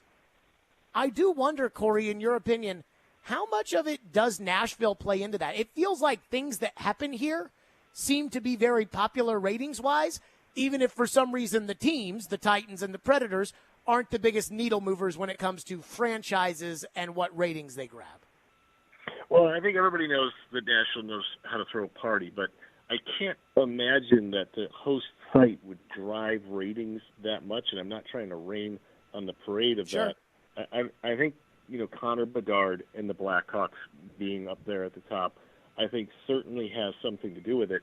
But, Jared, I think we also have to look at where the TV contract has gone. It's gone away from NBC and to TNT and to ESPN. And so it's put hockey much more on the forefront, much easier to find. I thought TNT's delivery of NHL hockey this year was really, really good.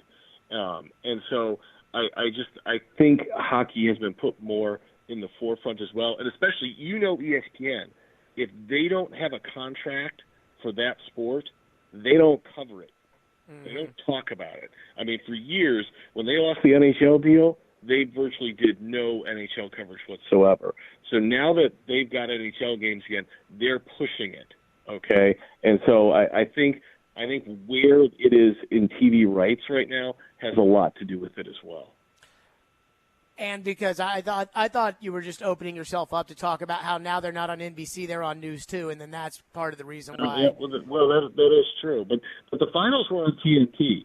And you know what? I didn't have a hard time with that because, like I said, I feel like TNT, especially for this, right out of the chute, I just thought their coverage was fantastic. TNT does a great job with sports. That's all there is to it. Corey, do you think, somebody texted in here, and I'm not sure I completely believe this, said that the Duchesne move is a tanking move. The Predators are going to try to get a high pick next year. I don't think this is a tanking move. I think this is a Barry Trotz doesn't want to be in the Matt Duchesne business move. Yeah, no, I agree. I mean, because I remember when Barry was the coach here. You remember when Jason Arnott was done? Yeah. I mean, he basically just like, pack your bags, you're done. And that guy was the team captain, and he just kind of sent him out the door.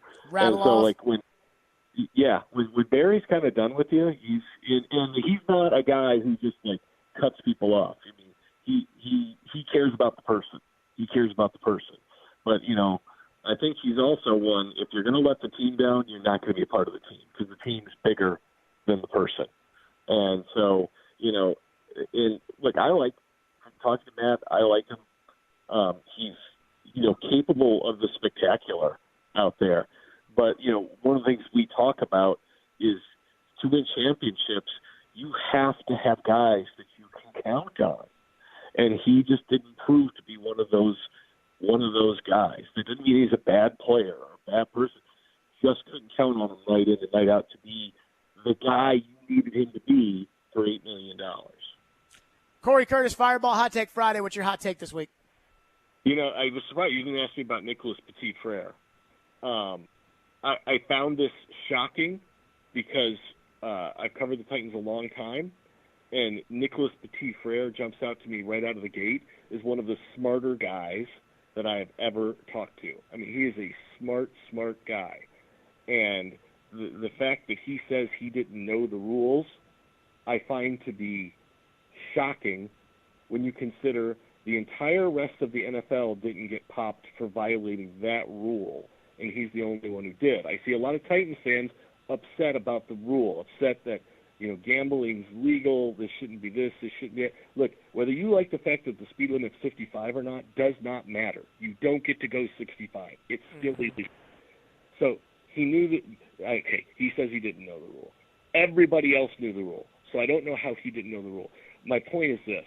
We need to stop making excuses for these guys when they break rules that they should certainly know, okay? I like Nicholas Petit-Frere. I hope he comes back and has a great year, but I do not feel sorry for him in any way. There you go, and that actually transitions to what I'm going to talk about next. Corey Curtis, great stuff, as always, on the program. Appreciate you, Corey.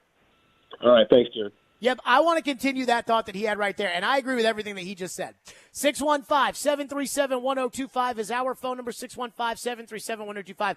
Also, I saw on Twitter, Nicholas Petit-Ferrer, a.k.a. Ian. PT. PT may have a new nickname.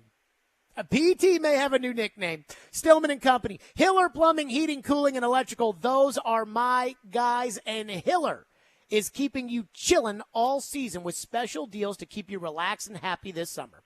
Tackle those necessary home system replacements this month to take advantage of these special deals. Like when you purchase a new HVAC system, you'll get 2 Yeti Trailhead camping chairs, a Yeti Panga 28L waterproof backpack, a Yeti Tundra 75, and 2 Yeti tumblers for free. I have a cousin who works for Yeti, and I don't get those Yeti products. I mean, goodness gracious. And you'll get special freebies on Yeti products with every new whole home generator or tankless water heater purchase. Stay chillin' all season long. Call Hiller today. And by the way, it is hot outside. Hiller's work is backed by the Happy You'll Be Your Services free guarantee, and I know this because I use Hiller at my home. That's Hiller Plumbing, Heating, Cooling, and Electrical, proud supporters of the Preds, the Vols, and Vandy. Hiller, call the Happy Face Truck today. Every day we are live and local. You need to give Ryan Tannehill a 2-year extension. There haven't been too many coaching changes for the Predators. And your source for Nashville sports. I think that's what the Titans need. Players who can score. We are Nashville's best sports talk. 102.5 and 106.3 The Game and the Game Nashville app. Do I need Medicare when I turn 65, or can I wait? With more than 70 years of experience helping Tennesseans, Farm Bureau Health Plans can answer all your questions about Medicare.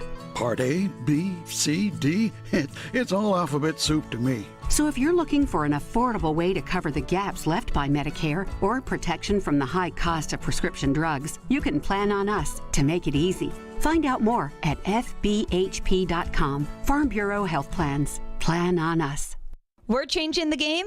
I'm Michelle Knezovic. Help your bets stay hot this summer with Superbook Sports, the most trusted name in sports gambling, with a direct line to Las Vegas. And now when you use the promo code THEGAME, you can score up to $250 with their first bet bonus. Win or lose, Superbook will match your first bet up to $250 with the promo code THEGAME. Download the Superbook Sportsbook app and enter the promo code THEGAME, and you'll get $250 courtesy of Superbook Sports. Visit superbook.com for terms and conditions. Gambling problem, call 1-800-889-9789. Wesley is a truck driver. I drive a truck, and I love what I do. A truck driver with IRS troubles. They told me I owed them $43,000. It got really bad. Quite a few letters in the mail. They were talking about wage garnishment, coming after my house, my car. Yeah, they don't play around. I seriously thought that I was going to lose everything. One sleepless night, Wesley finally made a call to Optima Tax Relief at 2 a.m. Kind of figured I'd get a machine, but I didn't. I actually got to talk to an actual person in the middle of the night. He found just what he was looking for. Oh, they were great people. You need a team of people that know what they're doing. Optima Tax, they know what they're doing. Optima Tax Relief came through with flying colors. I saved an incredible amount of money. Happy don't even come close. I was absolutely overjoyed. Take Wesley's advice. If you're in any kind of trouble with the IRS, call Optima Tax Relief. Don't trust anybody else. Call Optima for a free consultation. Call 800-343-6460. 800-343-6460. 800-343-6460. Optima Tax Relief. Some restrictions apply. For complete details, please visit OptimaTaxRelief.com. 94.9 The Fan is your home for Hit City. Your Nashville Sounds continue their 6-game series tonight in Memphis. Swing and a miss, strike 3. Sounds win. Pre-game at 6:50. On your home of Nashville Sounds baseball. 94.9 The Fan and The Fan app. Hey Nashville, this is Mookie Betts. You're listening to Nashville's best sports talk, ESPN 102.5 The Game. I think this is significant. This is a significant one because he was transferring over to right tackle, right? Remember, they signed Andre Dillard from the Eagles, a former first-round pick from Washington State, to be the left tackle. They drafted Skronsky to play left guard. So they were trying to rebuild their offensive line, right? They're trying to get that going. They signed Brushkill from San Francisco to be the right guard. So now they're kind of trapped a little bit. Will they move Joseph Duncan, the 6th-round pick, over to right tackle? You know, will they put Jamarco Jones, who they signed from Seattle, to right tackle? I don't know. But to me, this opens up a huge gap. And it also opens up a problem for Mike Vrabel because how much reps do you want to give a guy that you know is going to be suspended for 6 weeks? Yeah. You got to get the other guys ready. There you go. That was Michael Lombardi, former NFL general manager on VSiN. Yesterday, as we all know, Nicholas Petit-Ferrer, a.k.a. PT. PT, as Chris Sanders gave him that nickname. PT got suspended for 6 games yesterday for violating the NFL's gambling policy because he was gambling inside the team facility. He did not place a wager on the NFL. No duh. It's so funny because, like, he did not bet on the NFL and he did not bet on the Titans. But, well, no duh. If he bet on the NFL or if he bet on the Titans, it would have been a minimum of a year. And I don't understand. I said this morning when I was on with Robbie and Kevin Ingram. I don't understand, like, what Isaiah Rodgers of the Colts did. How do you not go to jail for that? Betting over-under on your own team? Like, where you have inside information? I mean, shouldn't he get more than a year for that? Well, like, isn't that a crime? I mean, haven't we always been told that, like, if you're involved in point shaving or inside or something? That you go to jail for that kind of thing? Like, I don't, again, that's beyond my scope. But one thing that has truly gone up my keister when it comes to this PT discussion is all the people out there that are complaining about the rule. That it's like, well, I mean, that is so stupid that he can bet if his 2 feet are standing on the curb outside the facility, but if he takes a step inside the facility, then he can't do that. That is so stupid. Well, then you do know that the rule in the NFL, you're not allowed to take guns into the facility, right? How many players do you think have guns in their cars? How many players do you think own guns, period? So guess what? You can have a gun outside the facility. The second you walk into the facility, you can't have a gun. Yesterday, I parked in Music City Center for the draft at Bridgestone Arena. And as I walked into the parking garage, it says on the Music City Center parking garage, which I believe is public property, it said smoking is prohibited in the garage. Well, that's so stupid. I mean, why can he smoke outside the garage, but he can't smoke inside the garage? That's so stupid. You see what I'm saying? I think it's ridiculous that people are just trying to complain about this rule. It's a fine rule. You can gamble on sports if you want.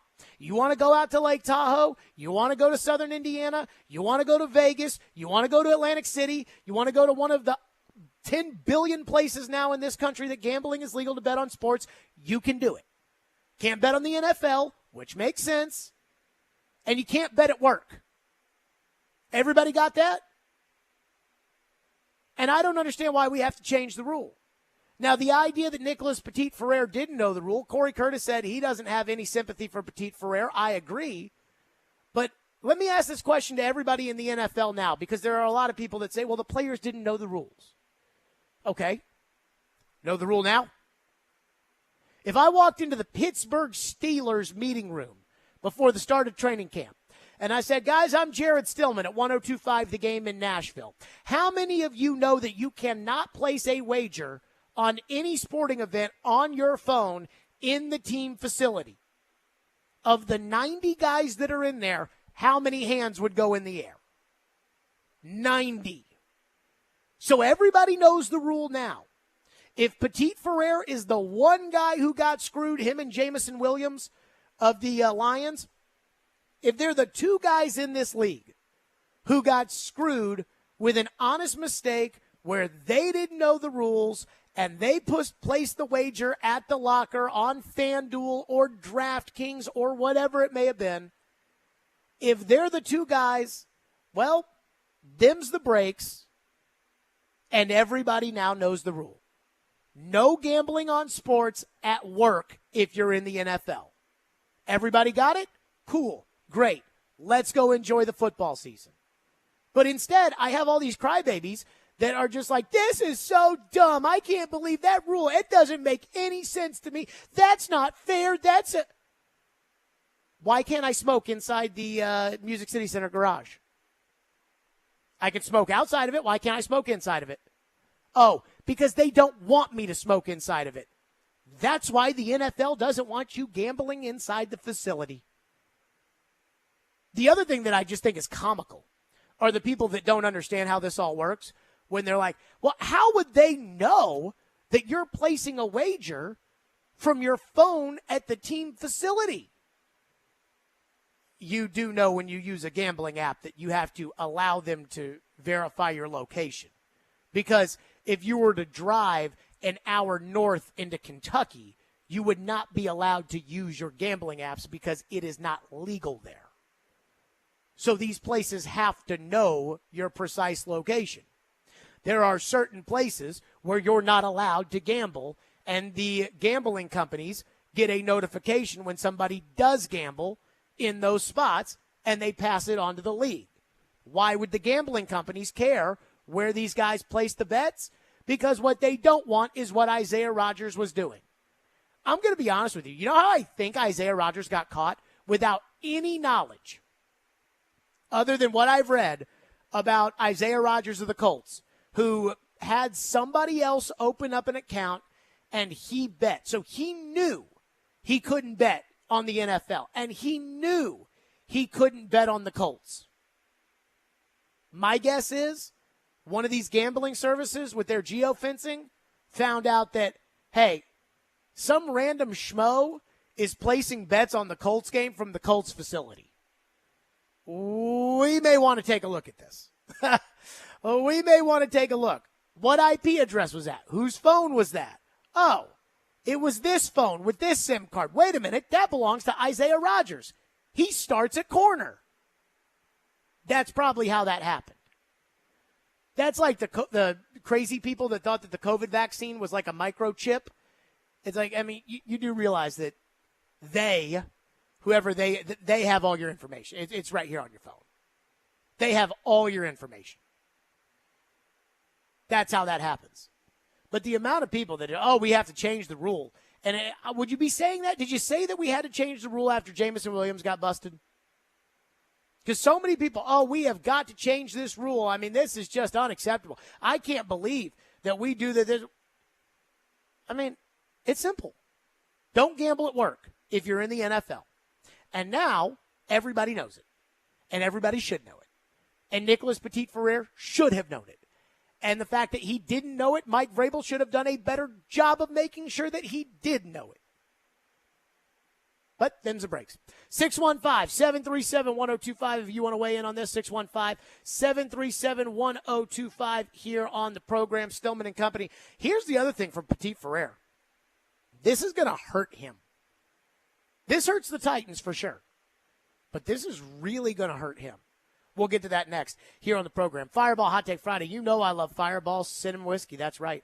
Fireball goes down so smooth, and it tastes so great. I was out on Broadway last night, which almost never happens. You know, I'm not a big out on Broadway guy.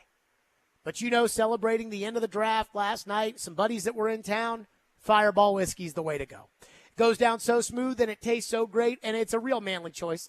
That's Fireball Cinnamon Whiskey. Ignite the night. Please do it responsibly and be 21 years or older to enjoy Fireball Cinnamon Whiskey. Are you always on the go? We've got you covered. Download the Game Nashville app from your app store and listen to us wherever you are. Robbie Stanley, Joe Rexroad. It's Chase McCabe. Caroline, Willie, D-Mays. Stillman and Company. We are Nashville's best sports talk. Good station. I listen to it all the time. 102.5 and 106.3 The Game and the Game Nashville app. Nashville's Best Deals is a great place to save cash fast. Get up to half off or more on dining and entertainment at thegamenashville.com/deals. Check back often for new featured deals and save money now at thegamenashville.com/deals. Heard that phrase, less is more? Well, at Harbor Freight, it's more for less. That's why everything in our store is priced affordably. Whatever you do it for less at Harbor Freight.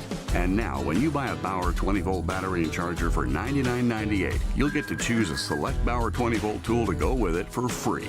Yep, more for less. Harbor Freight. Offer and pricing valid in-store and on in-stock items only from now until June 30th. While supplies last, selection varies by location. Cannot be combined with other discounts or promotions. Free tool limited to select items only. Are you drowning in credit card debt? Want to get cash out of your home's equity? Loan Pronto can do it now in less than a week. Hey, Willie Donick here. That's right. Loan Pronto's Equity Express line of credit just got even faster. You can get $50,000, $100,000, even $200,000 in as little as 5 days. You don't even have to touch your primary mortgage. You can keep that 3% rate intact. Get just the money you need and pay off all those credit cards or get that home improvement project started. With this revolutionary program, you can access up to 90% of your home's value, and in most cases, there's no appraisal. Stop paying insane interest rates to the credit card companies and get tens or even hundreds of thousands of dollars in cash in as little as 5 days. Call Loan Pronto now for the even faster Equity Express line. 615-499-5780. That's 615-499-5780 or go to loanpronto.com. 615-499-5780. Equal Housing Lender, NMLS 1661781, subject to lender approval.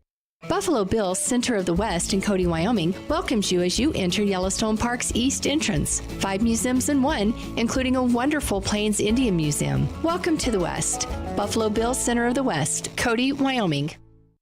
Nashville's radio version of The Odd Couple. You would trade for the third pick? Yeah, I don't know that I would do that. Robbie Stanley and Joe Rexrode are Robbie and Rexrode. I'm here for the discussion. I'm not. It's a good one. It's absurd. Robbie and Rexrode. Mornings from 6 to 9. Win the games. When they get in the playoff, they'll have a chance to. Presented by TJ Anderson Homes of Benchmark Realty on 102.5 and 106.3 The Game and the Game Nashville app. You're listening to Stillman and Company on 102.5 and 106.3 The Game and the Game Nashville app. Robert Woods, Austin Hooper, and who the hell knows else at wide receiver in for the Titans on offense.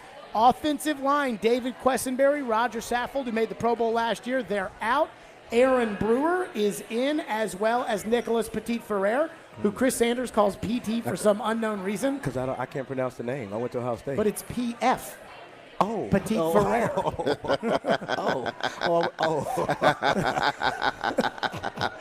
So, anyway, with that. You can't tell that on air, man. How do we feel?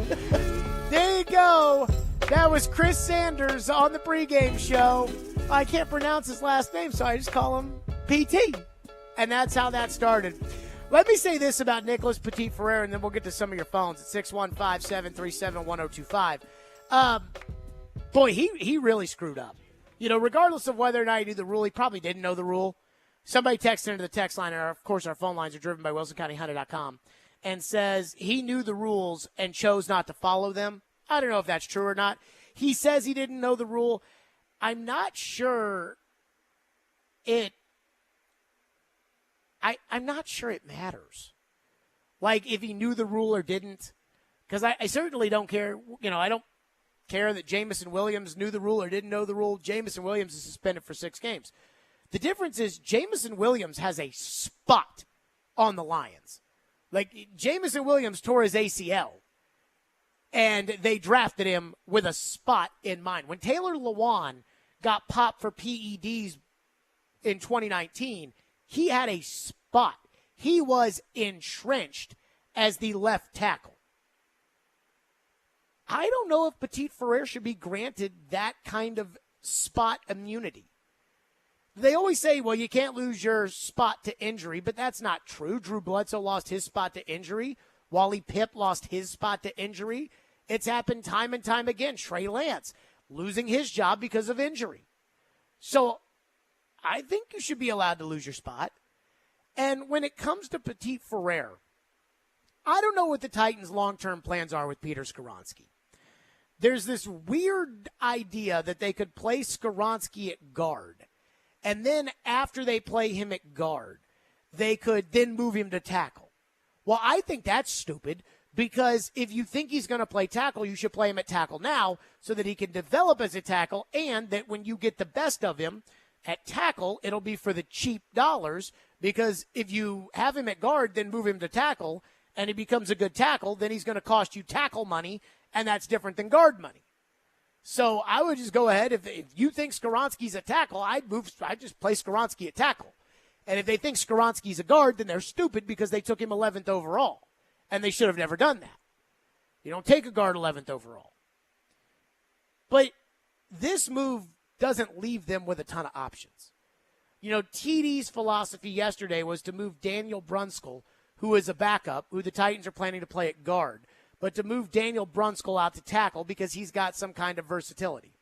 So now I've got a bust of a first-round pick at left tackle who apparently can't play any other position on the offensive line. You know, TD said, you can't move Andre Dillard to right tackle. He would know. That is concerning. I've got the 11th overall pick, the most valuable pick I've had in almost a decade. I've got the 11th overall pick at the least valuable position, guard. I've got a 270-pound center. I've got a right guard who was a backup last year, who I'm now having to move to right tackle, which means I'm going to have another backup starting at right guard. I'm not sure I like that. If I move Andre Dillard to right tackle, and again, I don't know if I can or if I can't, but if I move Dillard over, I'm taking the bust of the first-round pick, and I'm going to see, we're trying to see right now if the bust of a first-round pick can play left tackle. Well, let's see if the bust of the first-round pick can play right tackle, because he's probably not a franchise left tackle. Let's see if Peter Skoronski can be a franchise left tackle. And then outside of that, we're not really moving a lot of parts around. Take a backup in, put him at guard, fine. I do not think that we should look at this as Nicholas Petit-Frere should be considered the starting right tackle of the Titans. I don't think Nicholas Petit-Frere played all that well last year. I read the ESPN analytic gurus who ranked the Titans at ESPN.com with the 28th best roster in the league, which I don't know how a roster with Derrick Henry and Ryan Tannehill can be 28th, because there's no way that they're going to be the 28th best team in the league. But one of the things that they have suspect about the Titans is the offensive line, and the analytic gurus say that Petit-Frere wasn't good last year at right tackle. And I agree. When Coach Shoup was coming on our show before he went back to coaching, Coach Shoup said that he would have brought somebody in to compete with Petit-Frere for the right tackle job this offseason anyway, that he wasn't sold on what he saw with Petit-Frere. I have reservations about Petit-Frere because he wasn't particularly good last year. And if you're a starting caliber tackle in the NFL coming out of college, you go with like the 19th overall pick. If they think you can walk out of college and start in the NFL like Petit-Frere did, you go with like the 9th overall pick in the draft. He went in the 3rd round. He played left tackle at Ohio State. The guy who replaced him was the 7th overall pick in this year's draft. He is talented enough to be the left tackle at Ohio State. Gentry Estes, who used to work, I think, for 24/7, and like, you know, when you work for 24/7, you're covering recruiting, like, you know what these high school kids ate at the cafeteria for lunch. And he told me Nicholas Petit-Frere was like the number 1 offensive line prospect in the country. So he's got the measurables to be a starting tackle in the NFL because he was the number 1 offensive line recruit in the country, and he started at Ohio State. And yet he fell to the 3rd round? And he wasn't even really good when he played last year? That guy is not guaranteed a spot on my team next year. He's not guaranteed a starting spot. So when I get to training camp, what I would do is I would put Dillard at right tackle and I would put Skoronski at left tackle. I would think about trying to sign a guard. If not, I would put Jordan Roos in at guard to go with Brunskill and Brewer. And I'd want those 5 guys to gel. And Petit-Frere, we'd be working him reps in as a swing tackle.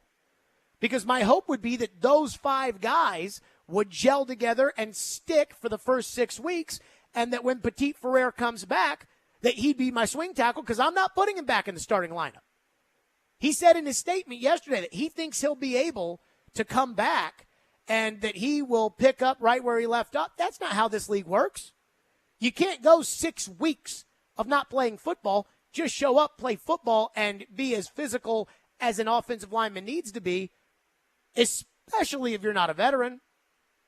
So this mistake that Nicholas Petit-Frere made, this might cost him his career. Because when you're a starting tackle in the NFL and you prove you can do it, that's an incredibly lucrative position.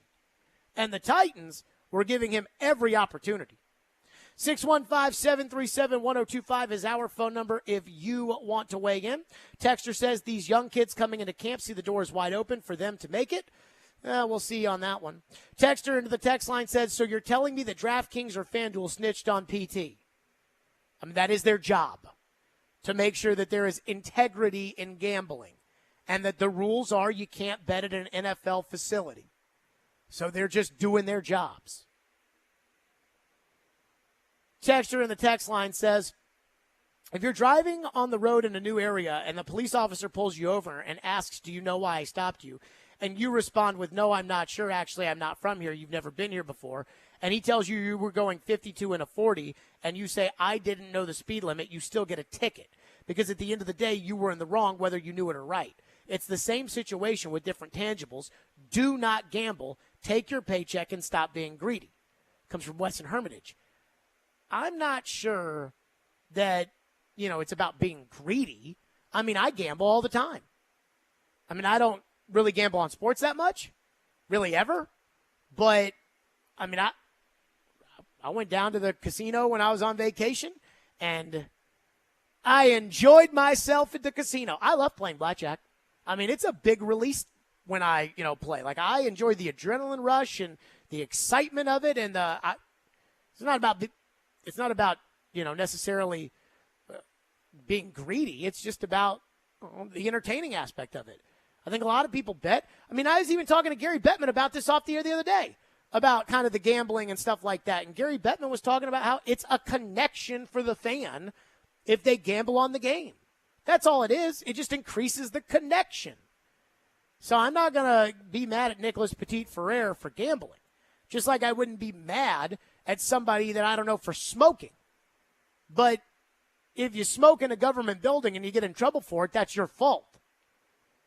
I don't know Jack Jones of the Patriots, but he brought 2 loaded guns on an airplane. Hate to break it to you, but that's going to be a little bit of an issue.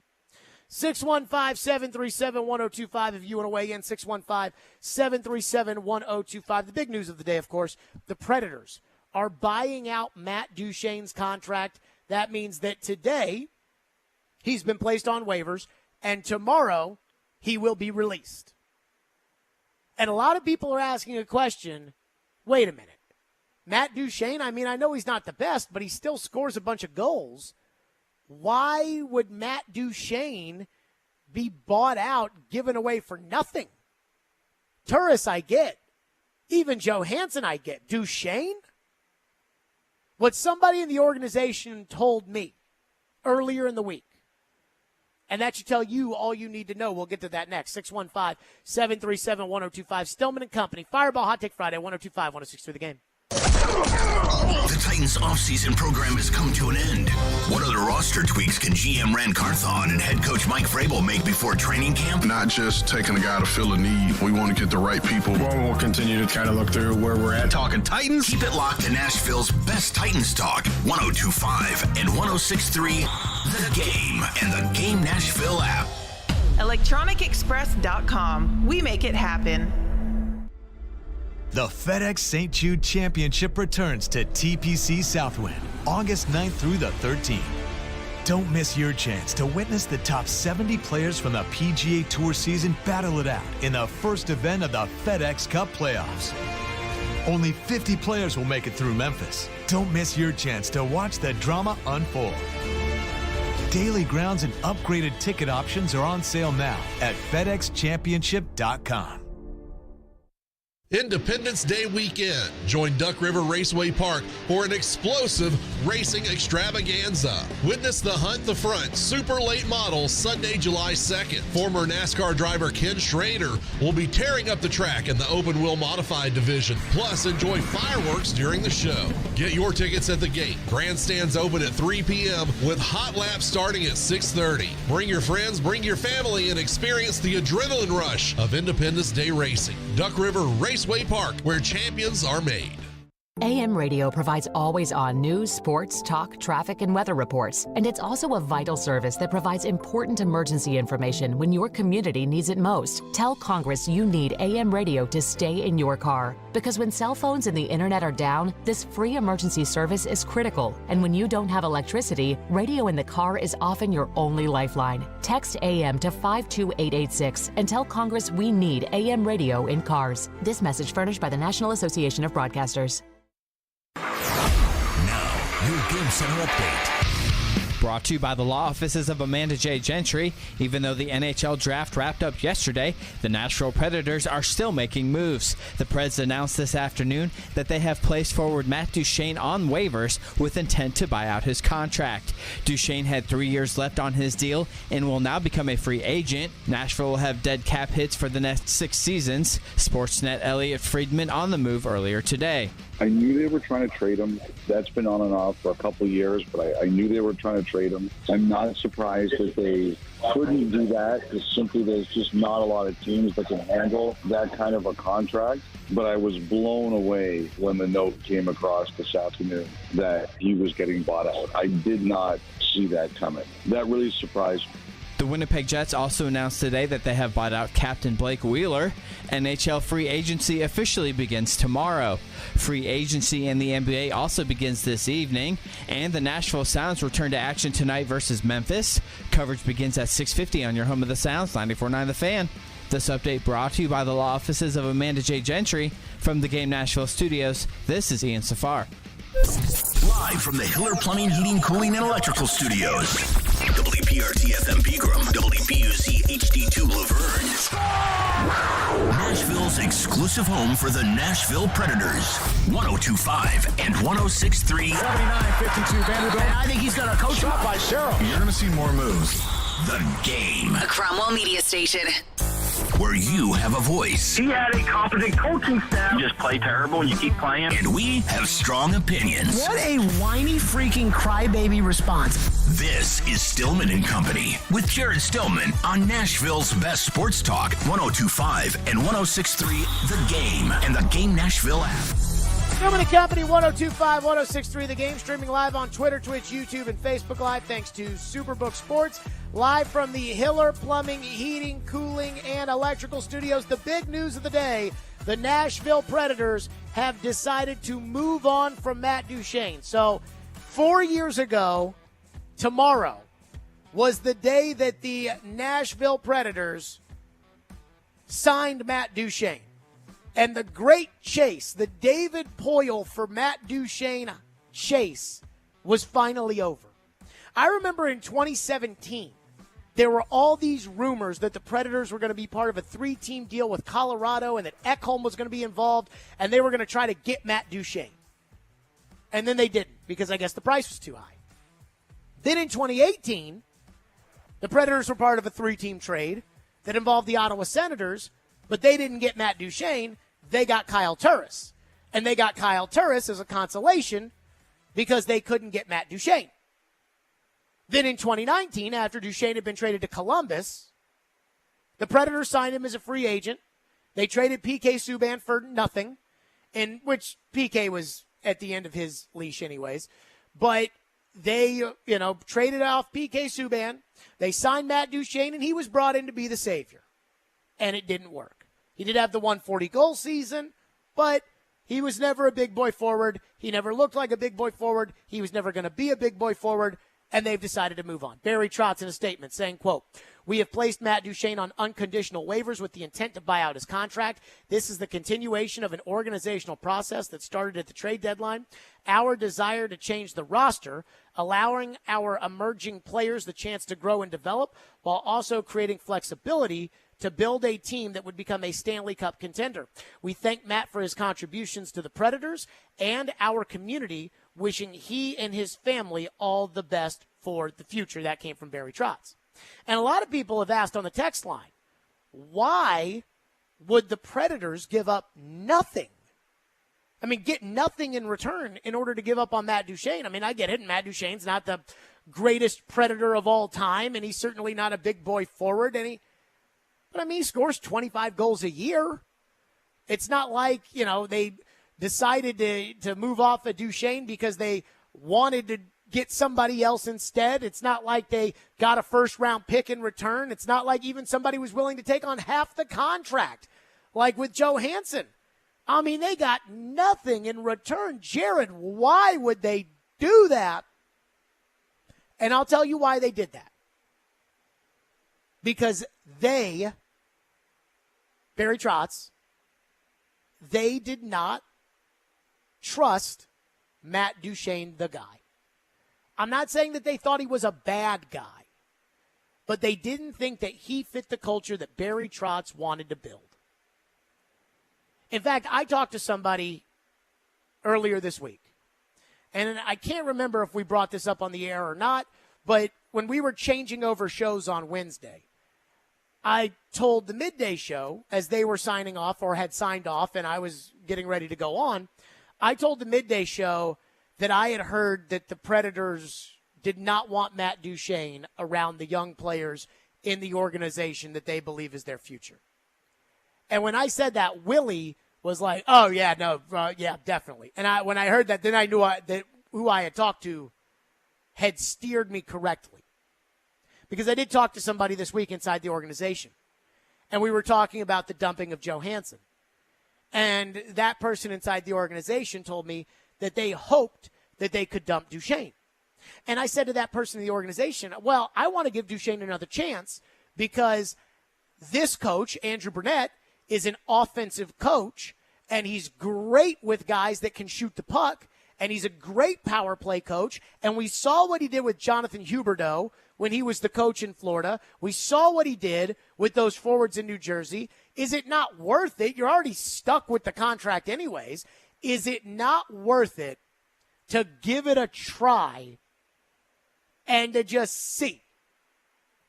And that person in the organization told me, quote, I don't hate your strategy with him on the team either, but he's not the guy I want around the young players. He can fake the good mentor role for a little bit and say all the right things to the media, but he's not even close to the guy for that. He's not even close to being the guy to have around these young players. Not everybody in the room has to be the captain. Not everybody in the room has to be the best leader. But they at least have to be able to help in some way.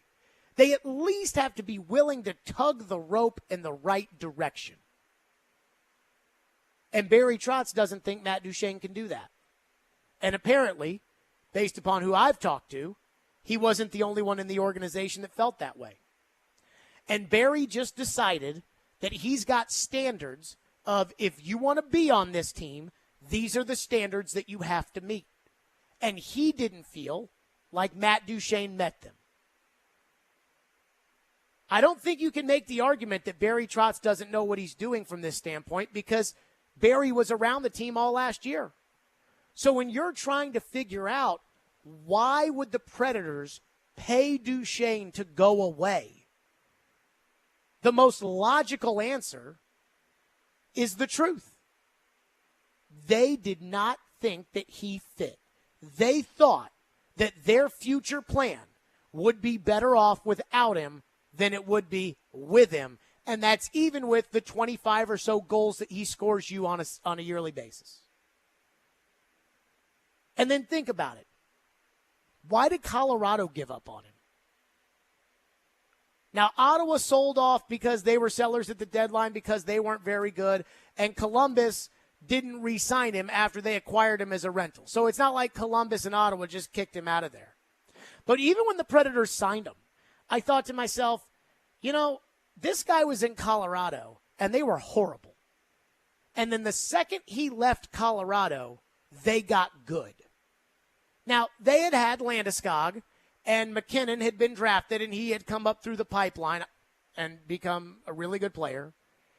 And then they had drafted Rantanen, and they had, taken Sam Girard from U and all kinds of other moves. Like, they had a good young team, and that team was budding when they got rid of Duchesne. But as soon as they got rid of Duchesne, as soon as they got rid of him, they got good. Why is that? Duchesne was good in his walk year at Columbus, And he was also good here in the year after the Predators exposed him to the Seattle Kraken. I mean, he just doesn't have it in him in here. We talked about that when it came to the NFL draft, and we talked about these quarterbacks. And I kept saying, like, I can tell you what I see and what they did in college, but I don't know what's up here in the head and what's here in the heart. And that's what matters the most. And with Duchesne, he didn't have it here in the heart. And if Barry Trotz evaluates and decides, yeah, he doesn't have it in the heart, I'm going to trust Barry Trotz because he was only a great coach for 20 years. And that I think people skills are Barry's strong suit. So that's why. That's why they didn't get anything in return. Vingan's going to pop on with us in a little bit. Let's get to some phones before we do that. 615-737-1025. Tristan. Phone line's driven by WilsonCountyHyundai.com on a Fireball Hot Take Friday. What's up, Tristan? Yes, I was wondering, like, Matt Duchesne just, we got him, and he sounded like another Mike Fisher. And what's the difference between him and Mike Fisher? Like, they're both Christians, upstanding guys, and, like, it sounds like Mike Fisher, like, built up the locker room, and Matt Duchesne, like, they didn't want Matt Duchesne around the locker room, or? Well, just because you have faith doesn't necessarily mean that you're a great hockey mentor, and I appreciate your call. I mean, what I would say is, like, if Mike Fisher decided he wanted to play hockey today, like, if he picked up the phone and he called Barry Trotz and said, hey, I think he needs some forwards. I know that I'm really old now. I mean, what is he, like 45 now? I know that I'm kind of up there in age and I haven't played in 6 years, but I'd like to lace him up and play with the boys and show the young guys the way. Barry Trotz would roll out the red carpet for Mike Fisher to do that. I mean, Mike Fisher, he was the definition of having the heart right there in the center. Sounds like Duchesne's the polar opposite. Boy, I do miss Mike Fisher. Weston is up next on Matt Duchesne. Thank you for calling. What's up, Weston? What's up, Jared? Just wanted to ask real quick. I know NHL, we have a hard cap versus soft cap. So how much is this going to affect us moving forward this year? And is it still going to leave us enough to maybe go push for the Brinket to kind of fill that wing side where Duchesne would have played next year? Or are we going to go completely opposite direction and just play with a bunch of AHL guys? So the buyout, thank you, Weston. The buyout clears up cap space for this year. Like it cuts the cap hit basically in half, but it doubles the length that the cap hit is on the books. It's a little bit more complicated than that. Yeah, it varies. But that's the cut and dry. The amount varies as the year goes. This year it's a 2.5 dead cap. Next year it moves to 5.5. Yeah. And the year after that 6.5, and then down to 1.5 the remaining 3 years. It doesn't really affect anything, to be honest with you. They're not going to go after DeBrincat anyways. They're not looking to clear cap space with this move. This is not a cap space move. This is a Barry wanting the guys he wants on the roster here move. Dylan is up next on Duchesne. Thank you for calling. What's up, Dylan? Jared, I may have spoken on it earlier, but where is all this Matt Duchesne as like a bad locker room kind of team guy narrative coming from? And like, don't get me wrong, I'm not a Matt Duchesne defender or anything, but I've never heard that before, and it just seems to all start coming in today. So if you could just kind of answer that, I'll listen off air. Thanks. So I appreciate the call. I mean, again, I had heard that earlier this week, that they did not want Duchesne around the young guys. When you listen to some of the things that Barry Trotz said on this show yesterday, reading between the lines, I think it was pretty obvious. You know, he was talking about the core players on the team, and he said there are 3 of them, Josi, Forsberg, and Saros. And Duchesne is signed longer than Saros. So what does that tell you? I mean, so I could read between that. You know, I think that at one point he said if you're either part of the problem or part of the solution. He talked about the short-term core, the long-term core. Let's get that short-term core, Ian, if we could. That short-term and long-term core cut. I mean, I think if you now know what he's thinking about when it comes to Matt Duchesne, it probably makes a lot of sense. And I'm willing to get it to a point where we're free from everything, okay? This is the group we're developing to win long-term. And I've got to find pieces for short-term, and I've got to find pieces for the cultural pieces here and there. And if I do that, the cap space and those assets, those draft assets, and the players become your capital. And then what you find is that the window closes really quickly on you. So what you need to do is you got to figure out who your core guys are. Mm-hmm.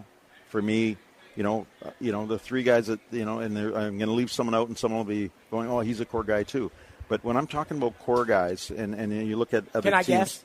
You can guess all. Yeah, go ahead. Josie Forsberg-Saros. Yeah, bingo. Okay. So when he says, like, hey, I'm going to free us of all, he's talking about Johansson and Duchesne. Like, I got to figure out who fits culturally. I got to figure out who's going to be here long-term and short-term. Here's the core. Not Duchesne. Vingan, his reaction to all of this and where they go from here, we'll do that next. 615-737-1025, Stillman & Company, Fireball Hot Take Friday, 1025-1063 The Game.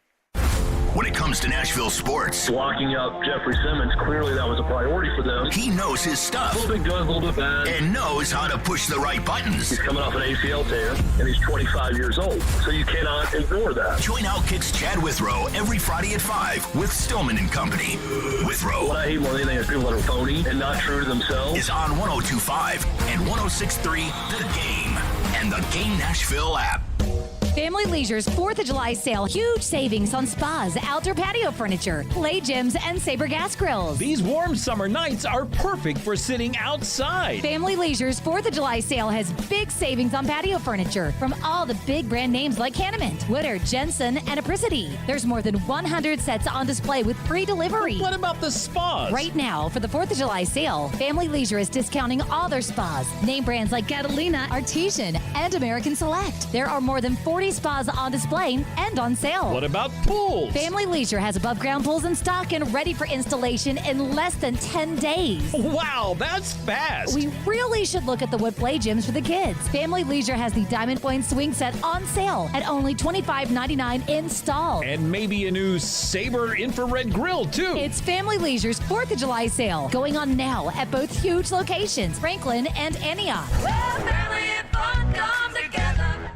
Now through the 4th of July, save big at Electronic Express. Celebrate with up to 40% off in every department. Don't miss a TCL 50-inch Roku TV for only $249 or a Maytag laundry pair for just $449 each. Get huge savings on computers, appliances, 4K TVs, smart home, outdoor essentials, and more. Get an HP laptop for only $199 or a Napoleon Freestyle grill for $549. Get up to 3 years free financing throughout the entire store. Electronic Express. We make it happen.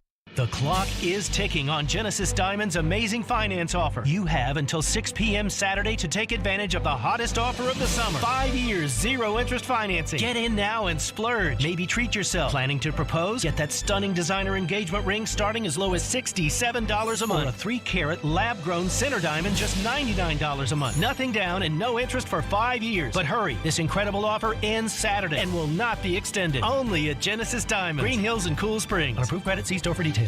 Hey, Tennessee, when you bet on Zen Sports, the new sportsbook in town, you get the best reward possible. Cold, hard cash. You bet with your own money, so why accept anything less from your rewards program? With Zen Sports, you earn cash on your bets, cash on your referrals bets, and a welcome bonus. And you guessed it, cash. So stop settling for Vegas rewards when we're in Tennessee. Cash in your old sportsbook for Zen Sports. Your wallet will thank you later. Zen Sports. Betting just got better. Gambling problem? Call 1-800-889-9789. Terms and conditions apply. Must be 21 and up and in Tennessee to bet. Want to see our smiling faces? You can watch us on Twitch, Twitter, YouTube, and Facebook Live. We are good to go. Presented by Superbook Sports, voted #1 sportsbook in Vegas. Strong opinions and a strong personality on your drive home. This is Stillman & Company on 102.5 and 106.3 The Game and the Game Nashville app. I know last year when we made the deal, if the group of players last year would have took this franchise deep, we'd probably be going down a different road. But the same players that, that we moved and the same players that are still here, we're part of that. So, we can look at it two ways. You're part of the solution or you're part of the problem. There you go. That was Barry Trotz. And when I heard that, and then today got the news of Matt Duchesne, it was like, well, Barry is telling you, regardless of whether or not Duchesne was part of the solution or part of the problem, Barry's telling you what he thought of that. Adam Vingan joins us now in the program on a Fireball Hot Take Friday. Adam, your reaction to a big swing from Big Swing Barry today. I was stunned about the buyout of Duchesne. I knew they didn't want him here anymore, but buying him out, that's kind of a different layer to it. What's your thoughts? Yeah, I had to do a double take when I saw the news as well, just because of how much dead money they're going to have to hold on to for the next 6 years. They're going to have a dead cap hit for Matt Duchesne until 2029, and that's on top of the buyout for Kyle Turris. That's on top of retaining salary on Ryan Johansson and Matthias Ekholm. So next season, the Predators will have a combined dead cap hit of nearly $9 million. And the following season, 2024-25, they'll have a dead cap hit of nearly $12 million because of the dead cap space for Matt Duchesne jumps up by $3 million during the 2024-25 season. So, you mention it all the time, Jared. We talked about Matt Duchesne, you and I, in 2019 when we all figured that the Predators were going to sign him because, as I've called him, David Boyle's white whale. And all of the research I did, all the statistical analysis I did, told me that Matt Duchesne wasn't going to solve all of the Predators' problems. And he did have one great season, scoring 40-plus goals, but for the most part, he was a disappointment. So, one thing is clear, Barry Trotz is trying to, rebrand this team in his image. And one thing that we know Barry is very is very important to Barry Trotz is culture. And clearly Matt Duchesne wasn't going to fit into that. I thought he would stick around because, quite frankly, they needed someone who could score. I'm not really sure who's going to score for this team next season, and that might be the point, that there aren't going to be a lot of goals scored on purpose. But I did think that they would keep him around just to give them a veteran option. But clearly they thought that they would be better off without him, and it was an addition by subtraction kind of move.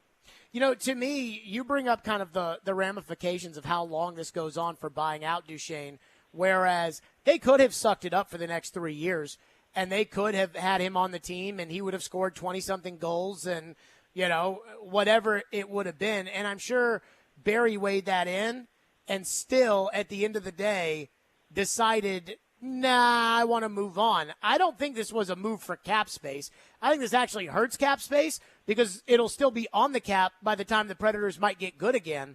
So I think the only thing that this tells me is Barry Trotz wanted to rid his team of Matt Duchesne. Is it that simple in your opinion? I mean, it could be that simple just because, look, when Matt Duchesne got here, we knew he wanted to be here. It was clear for years that he was trying to maneuver his way here, and it took him until 2019 when he became a free agent for it to happen. But it was a shock to absolutely no one that Matt Duchesne ended up in Nashville ultimately.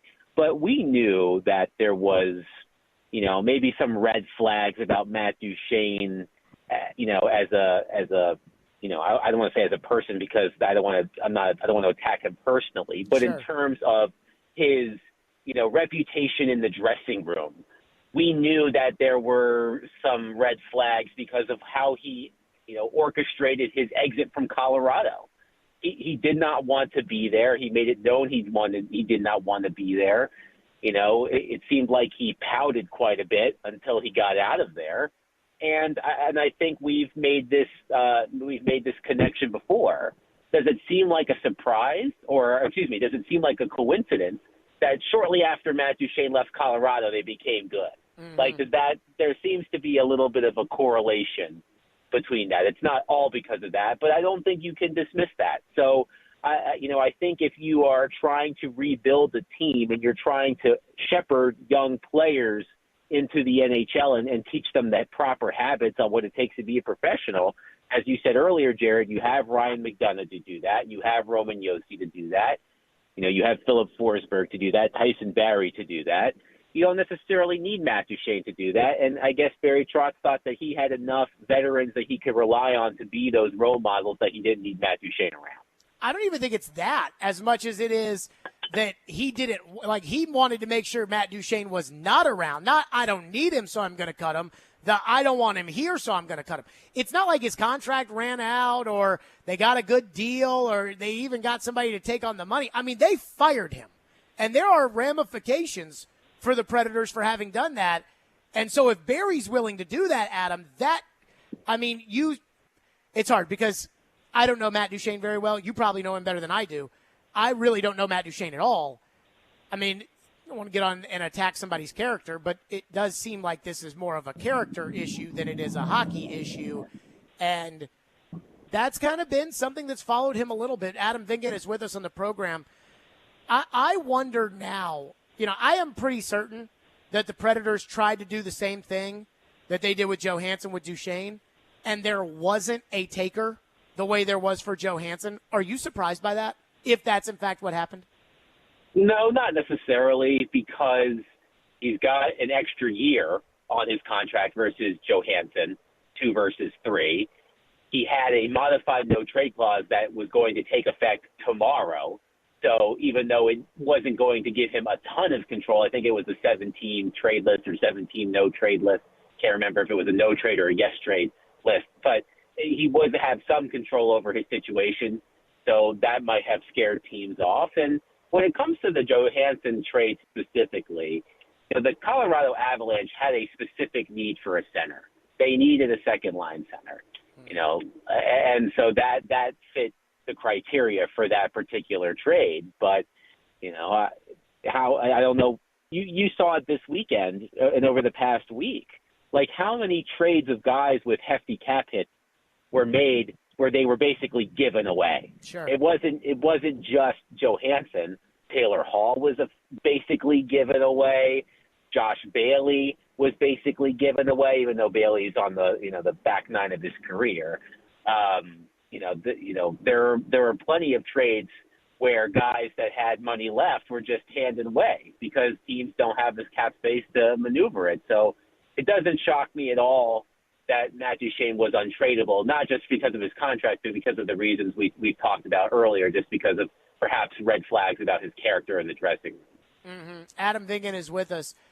Are you, when it comes to Duchene and where the Predators sit, are you surprised that the Predators are willing to take on the money here and just move off the player and not really have a replacement in mind for where they're going to find those 20-plus goals that he scores annually?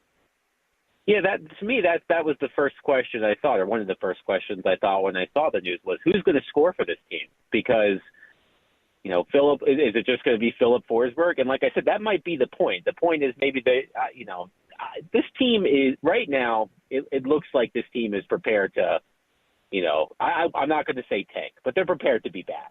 But they can't tank because they have a goaltender who's going to prevent them from tanking.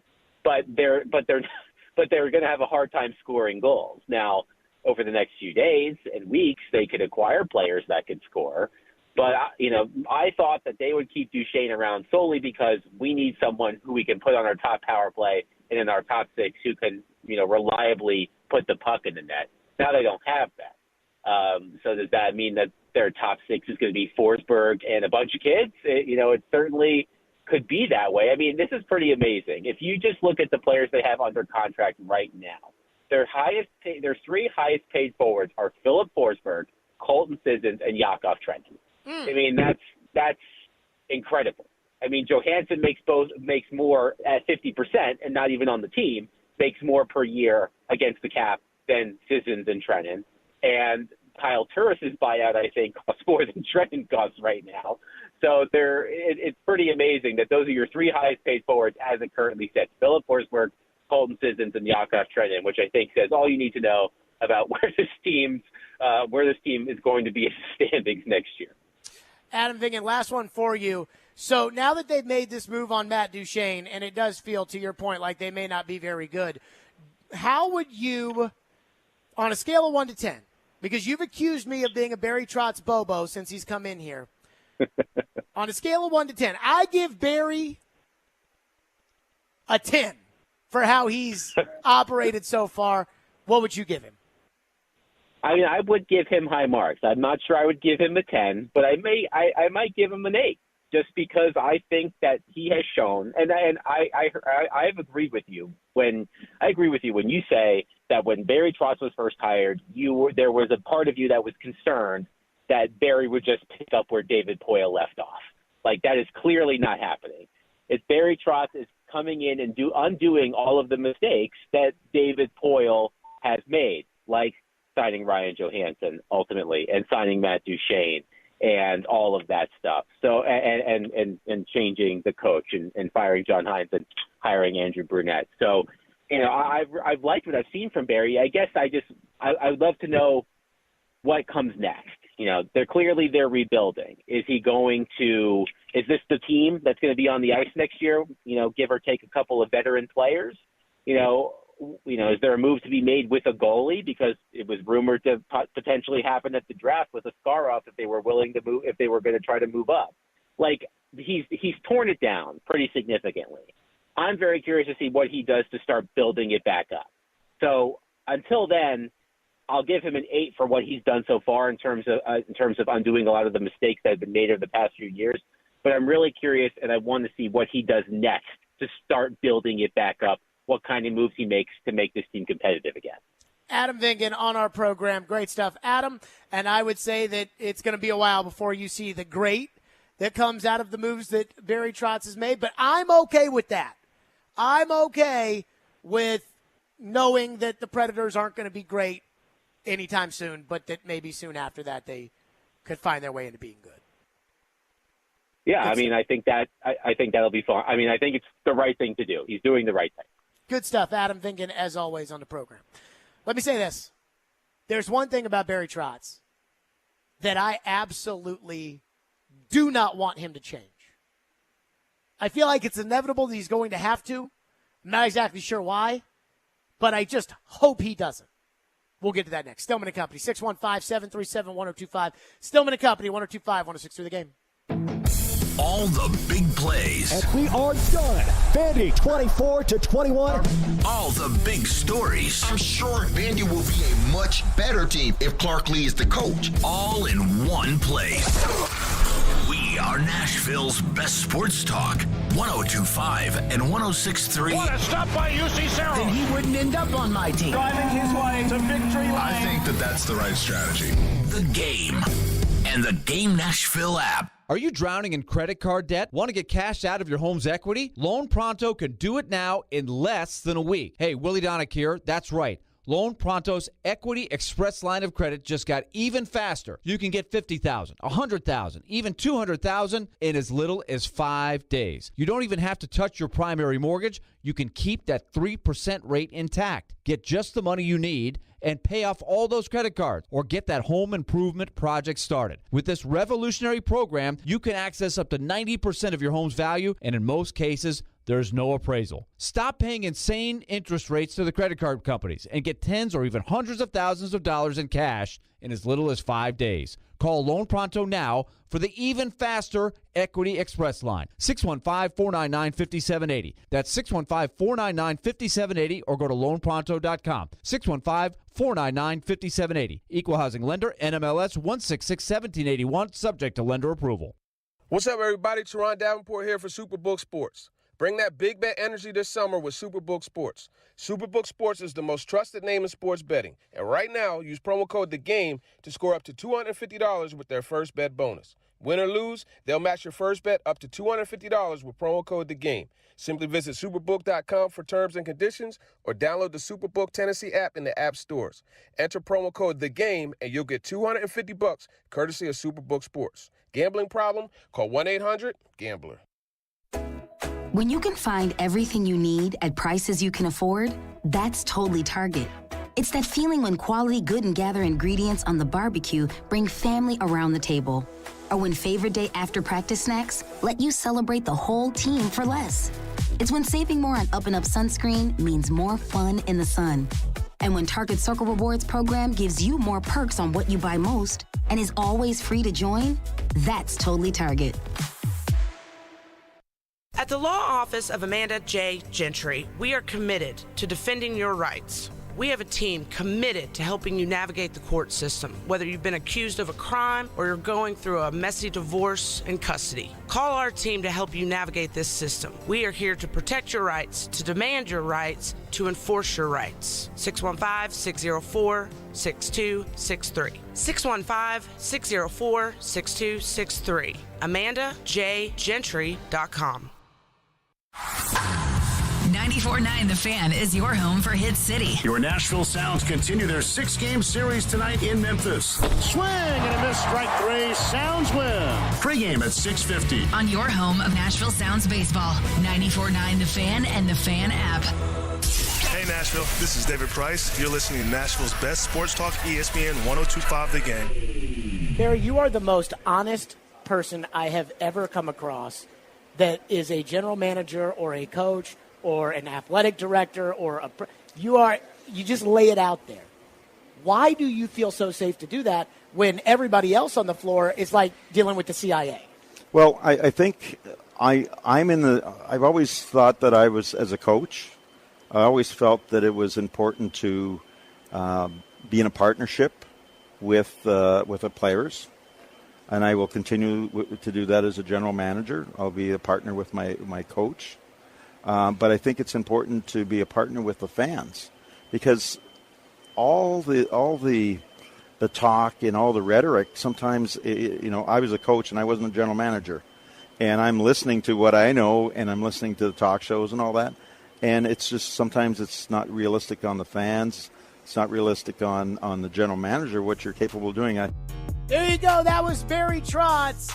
And I just was sitting there yesterday when we talked to him, and I said, this guy's more honest and open about what the team's trying to do and talking to reporters and everybody else. And he says, yeah, we tried to get up to number 4.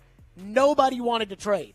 And I was willing to offer things that would be uncomfortable. Ian, you obviously listened to the whole interview yesterday.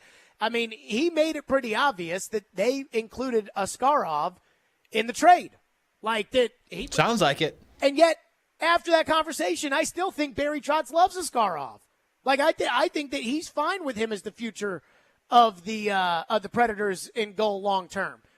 But he was willing to trade him because he thinks these centers are so good, and he didn't have a problem saying that.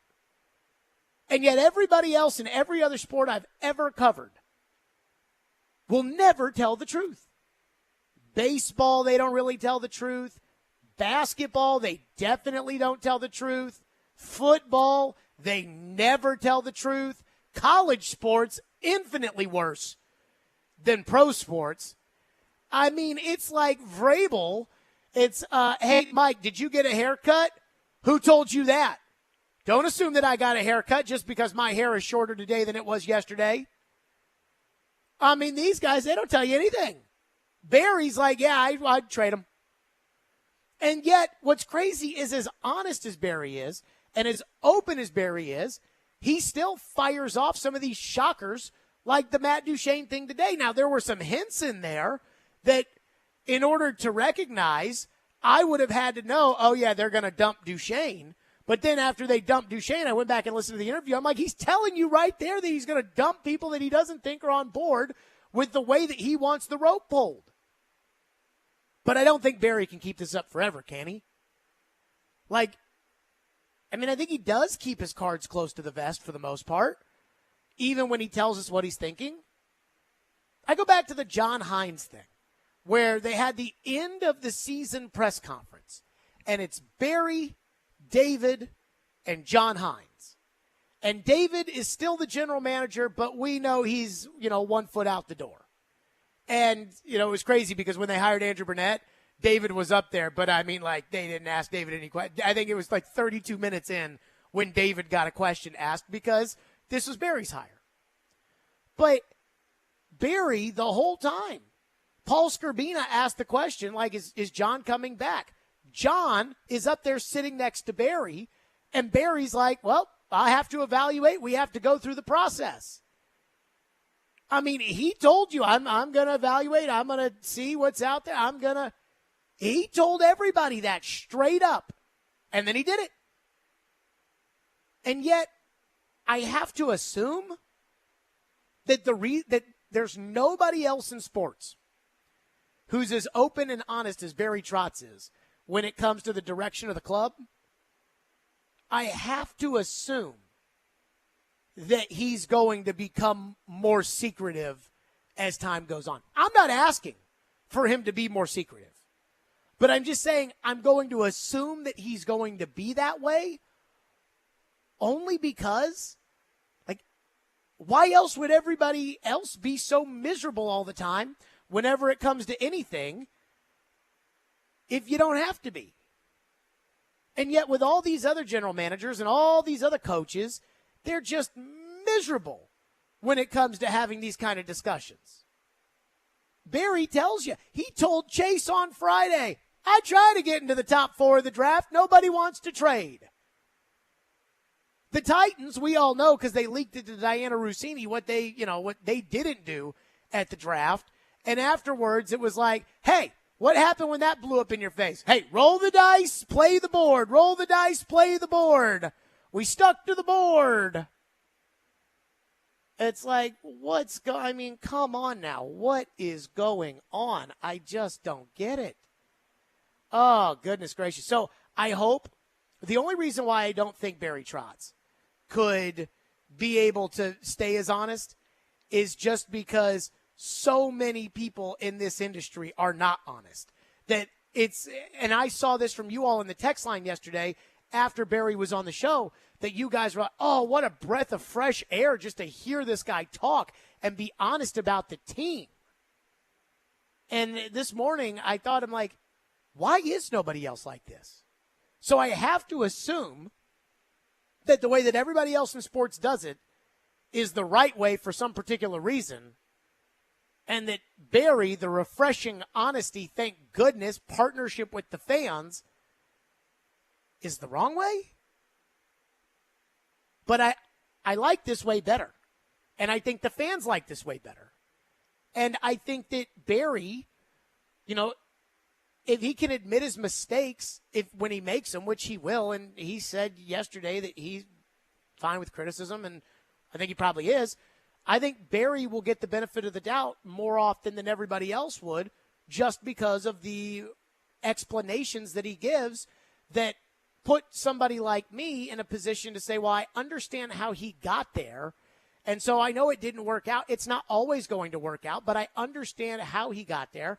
I understand why he got there. Makes sense to me. Keep on doing it. So I hope he never changes. But I just, my expectation is that, he's going to have to change because everybody else is this way. 615-737-1025 is our phone number. Nolan says, I agree with everything you're saying about the Preds. You have been very fair in your coverage. Thank you. Honestly, it has been nice hearing optimism from you for the team, and there seems to be hope. Barry is at least trying to improve the team and not just making bad decisions and not changing. And thank you for making the Preds a fair part of the show. I did not grow up a hockey fan, but like the Preds and agree when they are competitive. There is such a cool vibe in the city. The way I operate is, of the 4 major pro sports in America, we have 2 of them. And we talk about those 2 teams ad nauseum because I think those are the 2 most popular. Then I think the Vols are 3rd. And I do think that the Predators, they're bad now, but remember the Vols have been bad too.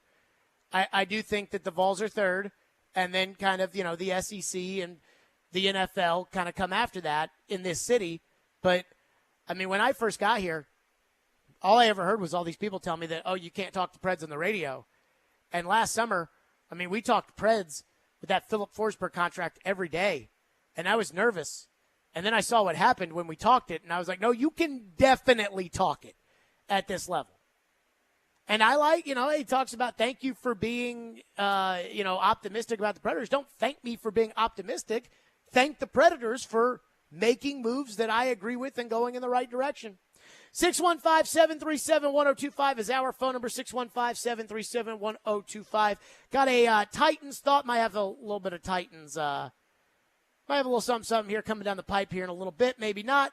Got a Titans thought to get to. We'll do that coming up next. Stillman and Company, 102.5, 106.3 The Game.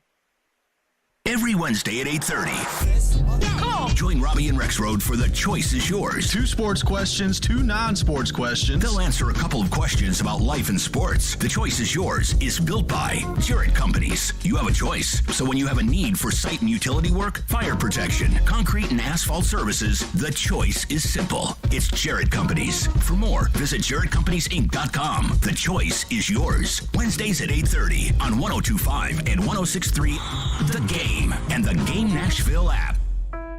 Hey guys, this is Mike at Newton Ford in Shelbyville. Did you hear the news that we were awarded as a 2023 Dealer of the Year out of all 4 dealerships in Tennessee by Dealer Rater, where real people write real reviews about their car dealership experiences? Yep. That means we got the most 5-star reviews from customers like you over the past year out of all the 4 dealerships you could choose in Tennessee. We're proud of our reputation, but you've got to check it out for yourself. So if you want a smooth purchase of a brand new Ford or pre-owned new-to-you vehicle, we're here to help make that happen. The best part is, you can start this entire process online with Newton FastPass. That's right, no phone calls or waiting on the lot. Start shopping right now by visiting newtonford.com/Newton-FastPass. That's newtonford.com/Newton-FastPass. Come see us in Shelbyville, just a short drive from Murfreesboro, to see how we can smooth out the car shopping experience for you.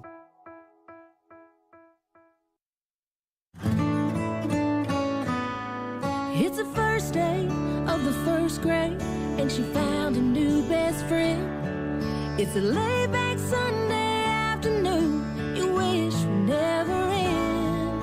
The homemade taste of Bluebell and good friends gathered round. The good old days are being made right now. Wake up your taste buds with Bluebell Java Jolt, a delicious pint of coffee ice cream with dark chocolate-flavored chunks and a decadent coffee fudge swirl. It's the jolt you need to perk up your day. The good old days are being made right now. The good old days are being made right now. Bluebell half gallons, $5.99 when buying 2, or $7.99 each at Kroger with Shopper Card now through July 4th. The team at Mercedes-Benz of Music City have done it again. Here's Edwin Vickery to explain. 4-time recipient of Best of the Best. Less than 10% of the dealers in the country receive this award. How did you do it? We say culture eats strategy for lunch, because we can strategize all we want, but unless you have the right culture and chemistry in the dealership, it will not work. Live the dream at Mercedes-Benz of Music City, mbofmc.com. 312 Pizza Company is a proud sponsor of Nashville Sounds Baseball on 102.5 The Game. Buffalo Bill's Center of the West in Cody, Wyoming welcomes you as you enter Yellowstone Park's east entrance. 5 museums in one, including the fantastic Whitney Western Art Museum. Welcome to the West. Buffalo Bill's Center of the West, Cody, Wyoming. One is a legendary NFL wide receiver. I gotta be prepared. I have to be ready. One is a legendary Nashville voice. You don't have to rely on carrying the ball 250 to 300 times. And the other has been a legendary trash talker on the playground since the 4th grade. Nobody is a Pro Bowler on day 1 of rookie minicamp. They are Caroline, Willie, and D-Mace. Weekdays at 11 on 102.5 and 106.3 The Game and the Game Nashville app. You're listening to Stillman and Company on 102.5 and 106.3 The Game and the Game Nashville app. All right, we got some breaking news on the program. And TD's got this. Scoop Nashville's got it. And I know this to be true because me and Ian, we've known about this for, the last hour and a half probably? Yeah, at least, something like that. At least an hour maybe. And 45 minutes. We found out that this was true, and then we decided that, you know what, we're going to let people that actually break news get to the bottom of this before we just start talking about what we don't know. Hassan Haskins has been arrested, the Titans running back, and I'm reading directly from Scoop Nashville's write-up. Tennessee Titans running back Hassan Haskins was jailed Thursday after reportedly strangling girlfriend Micaiah Green when she liked another man's Instagram photo. Really? Really? In a subsequent argument over their breakup, Haskins reportedly kicked through a door in their home and cocked a handgun and stated, quote, "I hope you would," as she threatened to slash his tires after ripping a $5,000 chain from his neck. She was also jailed during a second argument over their breakup. According to police reports, again, this is scoopnashville.com. According to their police reports, Hassan Haskins observed his girlfriend's like of an Instagram photo of another man at around noon on June 22nd. That's pretty detailed. The two argued, and she began throwing his shoes onto the floor, causing him to be angered and demanded she stops touching his things. When she didn't stop, he reportedly pushed her to the ground, causing an injury to the back of her head. She says he then pulled her from the closet as she fought back and tossed her onto the bed, where he strangled her with both hands for approximately 10 to 15 seconds. Once he released her, the two exchanged slaps and continued fighting. Goodness gracious. He eventually threw her to the ground, where she fell atop a dog crate and was strangled a second time. He fled the home shortly after, and she took photos of bruises to her face, neck, and shoulder, which he provided to police. Fast forward to June 29th. So I guess that all took place June 22nd, Ian? Apparently. Okay. That took place June 22nd. Fast forward to June 29th, and Hassan and Micaiah are at Bourbon Steak by Michael Mina. Is Michael Mina, that's just like the chef of Bourbon Steak, right? I think so. I've never heard of him. I mean, most of us just call it Bourbon Steak. But which is, I like Bourbon Steak. They were at Bourbon Steak eating dinner while discussing ending their relationship. He abruptly left the restaurant, leaving her to wait for an Uber to return home. She returned home to find Haskins already inside. She threw a glass at him, shattering it, and then locked herself inside their bedroom. She says Haskins kicked and punched through the door, breaking it in half so he could enter. During the subsequent argument, she ripped a $5,000 chain from his neck, breaking it. Haskins then shattered her phone, which was on the nightstand. She then retrieved Haskins' old iPhone so she could call her mother. When she turned on the phone, she says the screen filled with notifications and messages from his Snapchat, and it was a barrage of naked women and chats with them. She then shattered that phone and then assaulted him physically, which she says was from being extremely upset. Micaiah then retrieved a knife from the kitchen and moved toward the garage to slash the tires of his vehicle. Haskins reportedly cocked a gun and said, "I hope you would." In a statement to Scoop Nashville, Titans management said they are aware of the situation and are gathering additional information. During an interview with police about the second incident, Haskins stated that she attacked him with a broom and strangled him from behind and threw his PS5 from upstairs and put a hole in the wall. I mean, I'll just keep reading this, and then I've got a thought on this. He provided a video of her with the broom during the second incident that showed her strangling and hitting him with the broom and throwing a bottle of water at him. He showed police a red bump on his back that he believed was caused by her assaulting him. So he's free on a $10,000 bond, and she was jailed for the second incident and with 2 counts of felony aggravated assault / strangulation and felony vandalism, and she's free on $7,500 bond. All right, let's just remember that that's all police reports and it's allegations, and we don't know what happened, and, boy, that sounds childish with serious ramifications. Like, we're talking about what sounds like a childish, end of a relationship, and it becoming incredibly dangerous and toxic, and now we throw into the fact that these aren't children, these are adults, and that we've got guns involved and knives involved and strangling involved and everything else. It sounds like an incredibly poor choice of judgment on the part of both of them, just from what I read there, according to Scoop Nashville. Now, TD also broke this story. He's going to join us at 5:30 kind of with what he's heard or what he knows, so we'll look into that. But, I mean, when it comes to the Titans, and I know Rand Carthon didn't draft these guys, so this would not be, directly on him, but more of an organizational thing than it is a Rand Carthon thing. You've got one guy in last year's draft class that isn't smart enough to realize, I shouldn't gamble on sports at the facility, even though it's a rule that everybody else seems to know.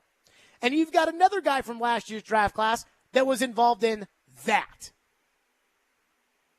What's going on with the Titans? Like, what happened to good choices? Now, what I try to do is I try not to think about an individual necessarily representing a team. You know, those old Bengals from 20 years ago, or the Raiders even earlier back in the day, you know, they built their team on, we want to be like that. The Titans do not operate like that.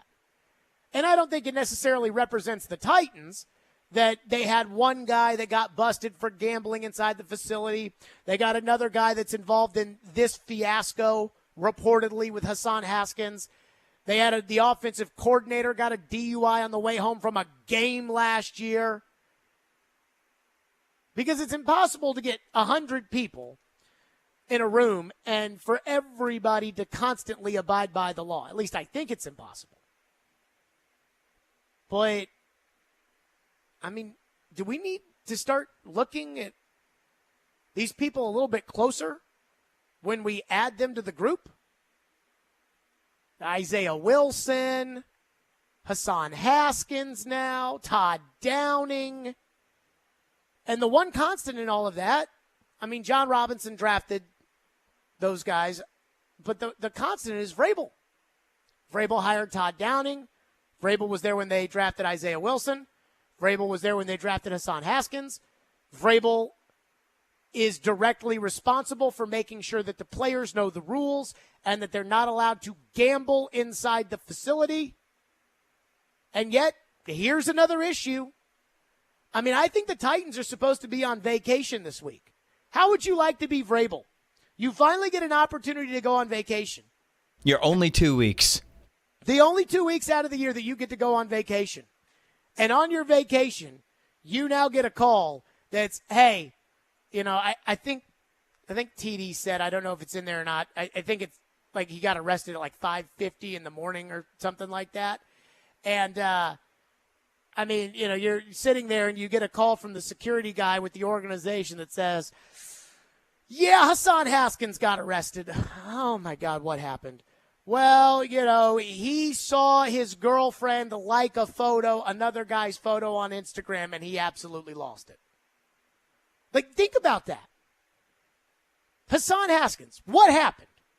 She liked another guy's photo on Instagram. That's what happened. At least according to Scoop Nashville. Now, she's obviously not innocent in any of this according to the allegations either. But she doesn't play on the Titans. She's not my concern. And the fact that that escalated to allegedly, and this is allegedly because there's no way for me to know if this is true or not, to allegedly cocking a gun, you know, at her as she threatened to slash his tires. Dude, what are you doing? What are you thinking? Do not put yourself in that position. But the Titans players, they just can't, one way or not, figure it out. Texter says, are you still tooting John Riverboat Gambler Robinson's horn? He never took the time to vet these prospects personally, and he was a horrible judge of character. I mean, that seems pretty strong, but it's not looking good. And he's certainly a part of this discussion when it comes to Wilson and the guys that were drafted last year. The gambling at the facility, though, that's more of a Vrabel thing because it's the coach's job to make sure that the players know the rules. And on top of it, the Downing thing is more of a Vrabel thing because that's his coaching staff more so than it is John's coaching staff. But back to the headlines, the Titans go. 615-737-1025. Let's hit on this and the Nicholas Petit-Ferrer suspension with Chad Withrow. We'll do that. Outkick 360. We'll do that next. Stillman and Company. Fireball Hot Take Friday. Fireball whiskey goes down so smooth and it tastes so great. There is no better way to ignite the night than to do it with ice-cold Fireball Center whiskey. That's right. You know I love Fireball whiskey. Fireball is the best. And I'm a big fan of Fireball, and I have been for forever. I was on Broadway last night, and I was actually sitting there in a bar on Broadway, and I can't remember the last time that I went to the bars on Broadway. I'm serious. And, if you're on Broadway, you got to have a little Fireball. Fireball whiskey goes down so smooth and it tastes so great. Ignite tonight. Please be 21 years or older to enjoy. That's Fireball Cinnamon Whiskey. The offseason is in full swing, but there's no slowing down ESPN's Teron Davenport. The flow of information. He talks the talk. Spears gives you that guy that can still hit the home run. And walks the walk. As a run blocker, he's going to murder a linebacker at the second level. On everything Titans, TD is on Mondays at 1, Thursdays at 3, Friday mornings at 8, and anytime on the Talkin' with TD podcast. TD is on 102.5 and 106.3 The Game and the Game Nashville app. ElectronicExpress.com. We make it happen. The clock is ticking on Genesis Diamond's amazing finance offer. You have until 6 p.m. Saturday to take advantage of the hottest offer of the summer. 5 years, 0 interest financing. Get in now and splurge. Maybe treat yourself. Planning to propose? Get that stunning designer engagement ring starting as low as $67 a month. Or a 3-carat lab-grown center diamond just $99 a month. Nothing down and no interest for 5 years. But hurry, this incredible offer ends Saturday and will not be extended. Only at Genesis Diamond, Green Hills and Cool Springs. On approved credit, see store for details. This is a special alert to all Americans who own a vehicle with less than 200,000 miles with an auto warranty about to expire or with no warranty coverage at all. Due to a decline in the economy, CarShield is announcing a low-cost month-to-month vehicle protection plan that is now available to the public to save any driver out-of-pocket expenses on future auto repairs. Call now to find out how you can pay almost nothing for covered auto repairs. Yes, you heard that correctly. Pay almost nothing for covered auto repairs. An open phone line has been established for all drivers to call for a free quick quote. Call 800-371-2405 now. Drivers who are covered will not have to pay for covered repairs again. This protection plan is at an all-time low. Additionally, drivers who activate this vehicle protection today will also receive free roadside assistance, free towing, and car rental options at no additional cost. Call us for your free quick quote today. 800-371-2405. That's 800-371-2405. What do you have to lose? Call 800-371-2405. Again, 800-371-2405. Now, your Game Center update. Brought to you by the law offices of Amanda J. Gentry. Even though the NHL draft wrapped up yesterday, the Nashville Predators are still making moves. The Preds announced this afternoon that they have placed forward Matt Duchene on waivers with intent to buy out his contract. Duchene had 3 years left on his deal and will now become a free agent. Nashville will have dead cap hits for the next 6 seasons. Sportsnet Elliot Friedman on the move earlier today. I knew they were trying to trade him. That's been on and off for a couple of years, but I knew they were trying to trade him. I'm not surprised that they couldn't do that because simply there's just not a lot of teams that can handle that kind of a contract. But I was blown away when the note came across this afternoon that he was getting bought out. I did not see that coming. That really surprised me. The Winnipeg Jets also announced today that they have bought out Captain Blake Wheeler. NHL free agency officially begins tomorrow. Free agency in the NBA also begins this evening. And the Nashville Sounds return to action tonight versus Memphis. Coverage begins at 6:50 on your home of the Sounds, 94.9 The Fan. This update brought to you by the law offices of Amanda J. Gentry. From the Game Nashville studios, this is Ian Safar. Live from the Hiller Plumbing, Heating, Cooling, and Electrical Studios. WPRT FM Pegram, WPUC HD2 Laverne. Ross Chastain will be first to finish in the Ally 500 at Nashville Super Speedway. Nashville's exclusive home for NASCAR. 102.5 and 106.3. Checkered flag is in the air. Man, this is a win in the cup race. The Game. A Cromwell media station. Where you have a voice. He had a competent coaching staff. You just play terrible and you keep playing. And we have strong opinions. What a whiny freaking crybaby response. This is Stillman and Company with Jared Stillman on Nashville's best sports talk, 102.5 and 106.3 The Game and the Game Nashville app. Stillman & Company, 102.5, 106.3 The Game, streaming live on Twitter, Twitch, YouTube, and Facebook Live. Thanks to Superbook Sports, live from the Hiller Plumbing, Heating, Cooling, and Electrical Studios on a Fireball Hot Take Friday. We are following the latest story. Hassan Haskins, Tennessee Titans running back, arrested. Scoop Nashville has the write-up in there. Both he and his girlfriend were jailed, and this does not sound like a very healthy relationship. Again, these are all allegations, but if you're just joining us, it all started when his girlfriend reportedly liked another man's Instagram photo, and Hassan Haskins has been arrested for strangling, and she's been arrested as well. Add that to the Nicholas Petit-Ferrer suspension yesterday, 6 games for gambling inside the team facility. And I would say vacation is not off to a great start for Mike Vrabel and Rand Carthon. Chad Withrow joins us from Outkick, as he always does on a Friday. Chad, let's start there. Let's start with these 2 incidents that are separate and probably varying in terms of their degrees of importance, both on the field and then certainly off the field.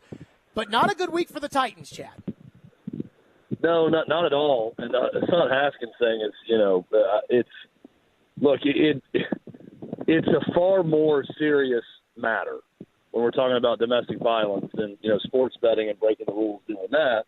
But the Petit-Ferrer thing is going to be far more impactful on the Tennessee Titans. And I'm not trying to make light of whatever's going on with Hassan Haskins and this woman, but that's the truth.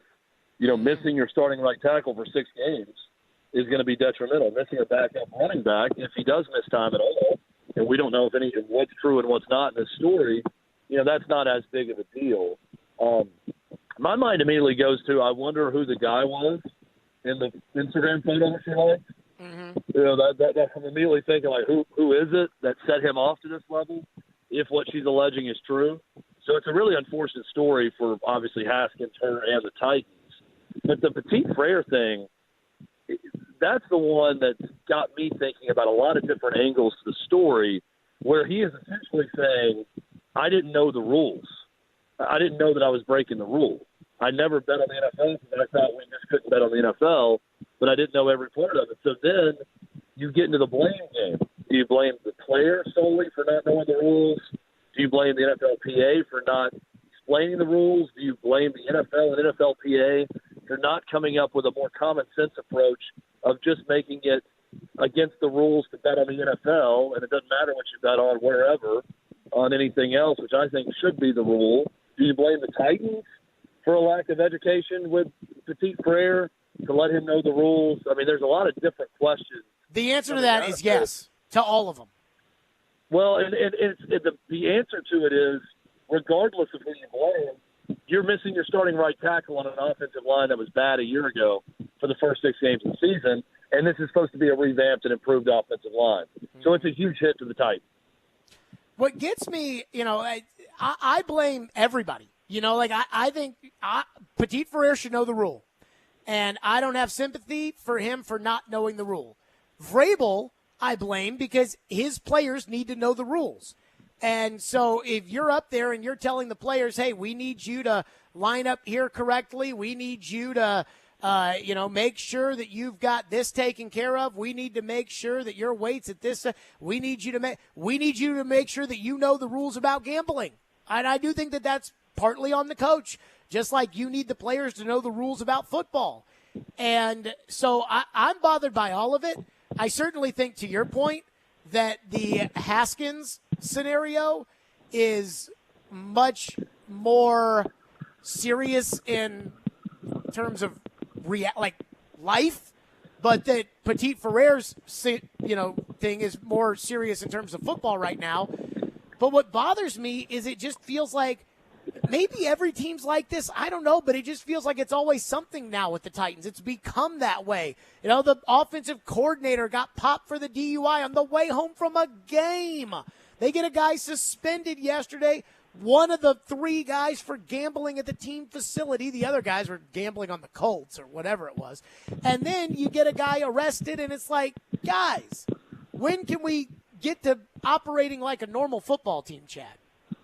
Yeah, at least they don't have Pac-Man Jones anymore. But that was a one-man crime spree in the city. And really not just Nashville, all of Middle Tennessee. You had an issue in Murfreesboro also. So times are better than that for the Titans. Yeah, I mean, I think a bunch of teams deal with some of these same things. The Petit-Ferrer thing, I believe him that he didn't know that he was breaking the rules. Sure.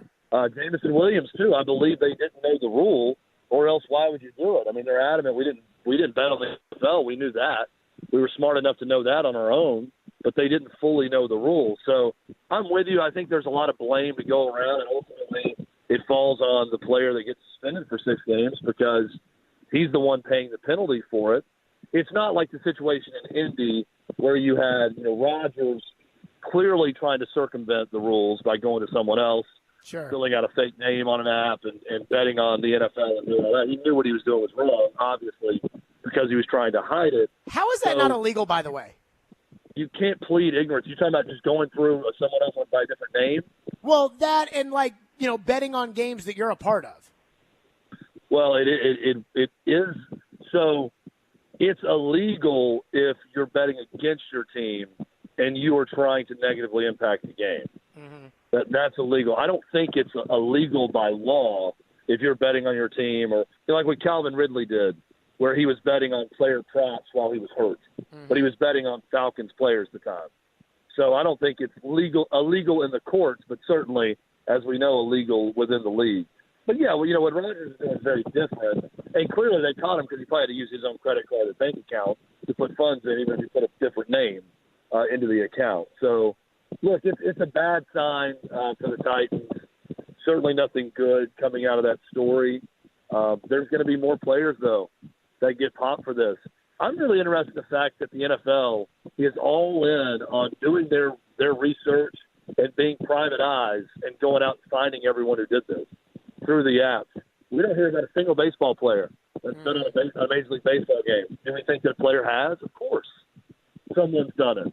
But it feels like the other leagues have no interest in knowing if someone has done it or not. So I just think that's an interesting approach from the NFL. They seem destined to lay the hammer down on players to make them figure it out so it doesn't happen again, whereas the other leagues, I think, probably just have their head in the sand. Chad Withrow's with us on the program. One thing that drives me crazy is the people that are saying, well, I mean, it's a stupid rule that you can bet in the one step out of the facility, but you can't bet in the facility.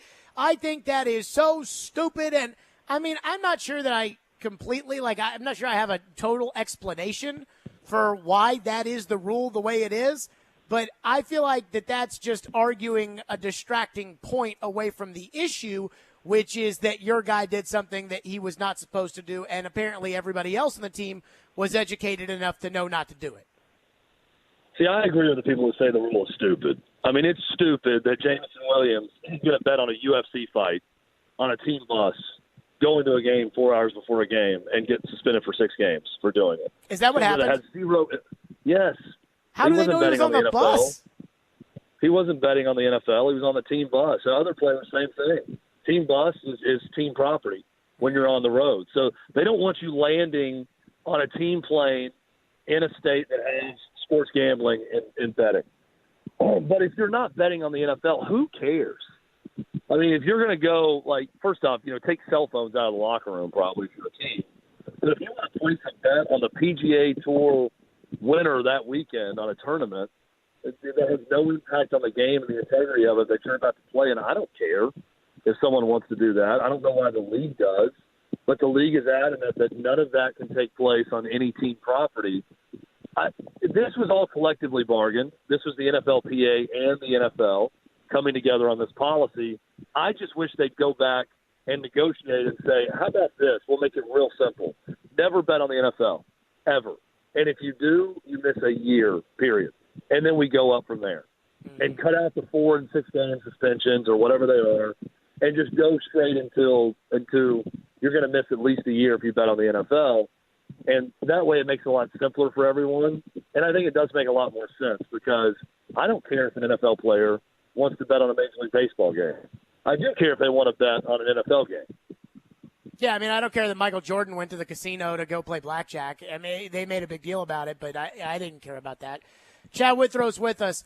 Some on the field for the Titans I want to get into. One, why is everybody so averse to common sense when it comes to figuring out what to do now that Petit Ferrer's out? And I think the Titans are out on the DeAndre sweepstakes, even though nobody's saying it. I feel it. We'll go over that next with Chad Stillman and company on a Fireball Hot Take Friday, 102.5, 106.3 The Game. We are Nashville's best sports talk, live and local from 6 a.m. to 6 p.m. When you want the national Hey. I got this. I'll take it from here. Okay, go ahead. Dying to hear this. We have the best national voices that you'll find anywhere. Who was more deserving of being thrown from their game? I'm odd, so I get the odd picks. They have a new coaching staff. It's not a bad scenario for them. We are 102.5 and 106.3 The Game. And 94.9 The Fan. It's Family Leisure's 4th of July sale. Huge savings on spas, filet gyms, and Sabre gas grills. Big savings on patio furniture from all the big brand names with free immediate delivery. Well, what about the spas? Family Leisure is discounting all their spas. There are more than 40 spas on display and on sale. What about pools? Above ground pools in stock and ready for installation in less than 10 days. Diamond Point Swing Set on sale at only $25.99 installed. Family Leisure's 4th of July sale going on now at both huge locations, Franklin and Antioch. Are you drowning in credit card debt? Want to get cash out of your home's equity? Loan Pronto can do it now in less than a week. Hey, Willie Donick here. That's right. Loan Pronto's Equity Express line of credit just got even faster. You can get $50,000, $100,000, even $200,000 in as little as 5 days. You don't even have to touch your primary mortgage. You can keep that 3% rate intact. Get just the money you need and pay off all those credit cards or get that home improvement project started. With this revolutionary program, you can access up to 90% of your home's value, and in most cases, there's no appraisal. Stop paying insane interest rates to the credit card companies and get tens or even hundreds of thousands of dollars in cash in as little as 5 days. Call Loan Pronto now for the even faster Equity Express line. 615-499-5780. That's 615-499-5780 or go to loanpronto.com. 615-499-5780. Equal Housing Lender, NMLS 166-1781, subject to lender approval. So, it's America's birthday, the land of the free and the home of the brave. Oil Fire Whiskey salutes the American military and Old Glory. Raise those flags high. Let's celebrate together. You will like it. She will love it. Oil Fire Whiskey, as American as it gets.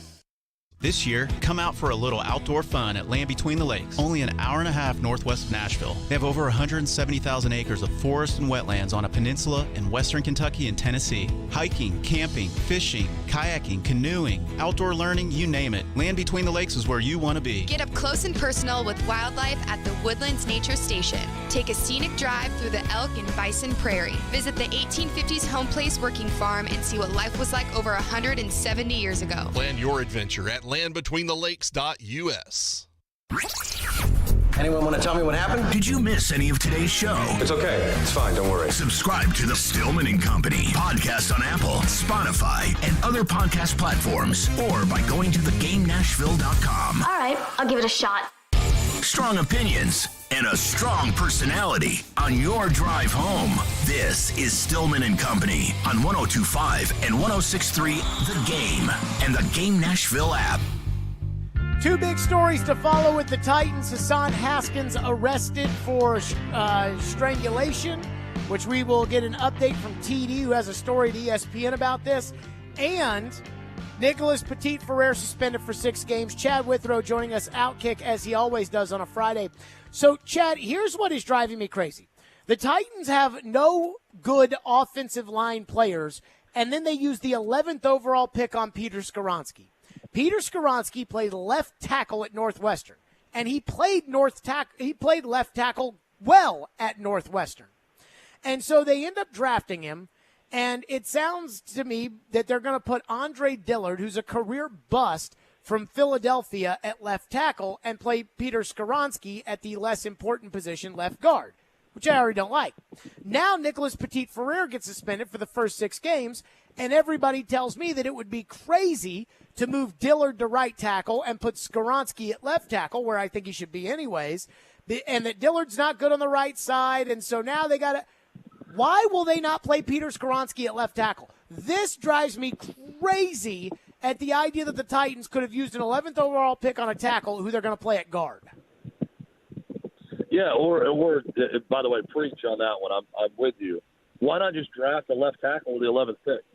Mm-hmm. I mean, if you're going to draft a guy and say that, you don't really have his position down yet, he's probably a guard but can play tackle. I just don't like drafting utility players that high in the first round. You draft a guy who's got a position. You draft someone this is a wide receiver. or this is a stud tight end, or this is a quarterback, or this is a safety, or this is a left tackle. So Skoronski has shown the ability to play left tackle and play it very well. I'm with you.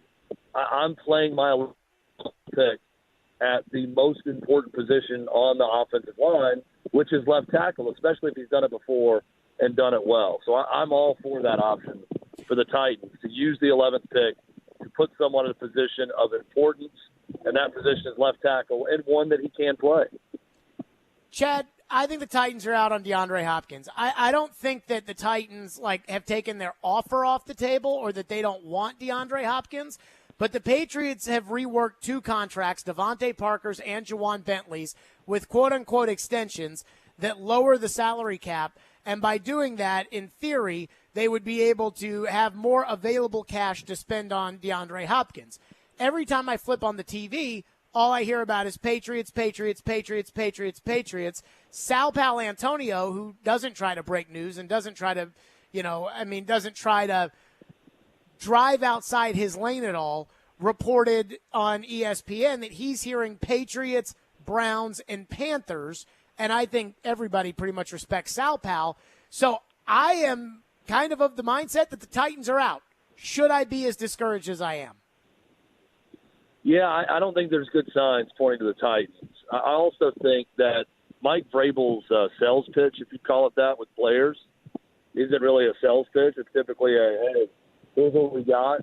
Do what you want. You either like this or you don't. Take it or leave it. That's just the type of guy he is. Type of approach. Either you want to be a part of what we're doing or you don't. And if so, good luck. I don't think there's a big recruiting thing going on when he comes in there. Maybe DeAndre Hopkins is cool with that. Maybe he likes it. He knows Vrabel. Maybe he doesn't. I'm not saying that's the biggest part of it. The biggest part of it's going to be money. And with those two stories you talked about, it does sound like the Patriots are trying to work more money for DeAndre Hopkins, which would make them the front runner. Cleveland's very interesting to me, if that is a possible spot, the way Sal Powell is reporting. I would not look too much into what you're seeing on TV, though, Jared, only because even if the Patriots weren't in the lead, you would be hearing Patriots, Patriots, Patriots, Patriots, because the Patriots draws more eyeballs than the Titans. So I think that's part of the business, that it's a lot more attractive to talk about the Patriots on national television than it is the Titans. So I wouldn't put too much stock into that. I'd put a lot more stock into the approach of the Titans and the fact that it appears the Patriots are finagling their salary cap with some contracts to try to free up some more money to pay Hopkins. I mean, it doesn't feel to me like they really want to extend Devontae Parker for 3 years. I mean, I think Devontae Parker's okay. I don't think he's good. And they extend him for 3 years, and it lowers the number for DeAndre. And I'm kind of looking at the Titans like, okay, are the Titans going to make a move that would create space for DeAndre? But it just doesn't. Why would he not want to play here? And why would he want to play in New England ahead of here? I think it's a good question. I mean, look, I don't think either team is going too far this year. So I think they're sort of in a similar spot. Personally, I'd rather catch passes from Ryan Tannehill than Mac Jones. And I don't think it's even that close. I think Tannehill's the better quarterback, and I'd rather be with a better quarterback. I do think the Titans in this division have a great chance. They lose, so many games in a row at the end of the year. It's the only reason Jacksonville can win the division, and they almost beat Jacksonville with Joshua Dobbs at quarterback. So it's not like the Titans are light years away from competing for the division or winning it. They could very well win the division this year. I just don't see it as a team that's going to win a playoff game or games to make a run in the playoffs. And I kind of say the same about New England. So, look, maybe it's Bill Belichick. Maybe he wants to play for him as a coaching legend. Maybe it's the allure of the Patriots as more of a national brand and name. I don't know, but I would give a slight edge. I think it's huge.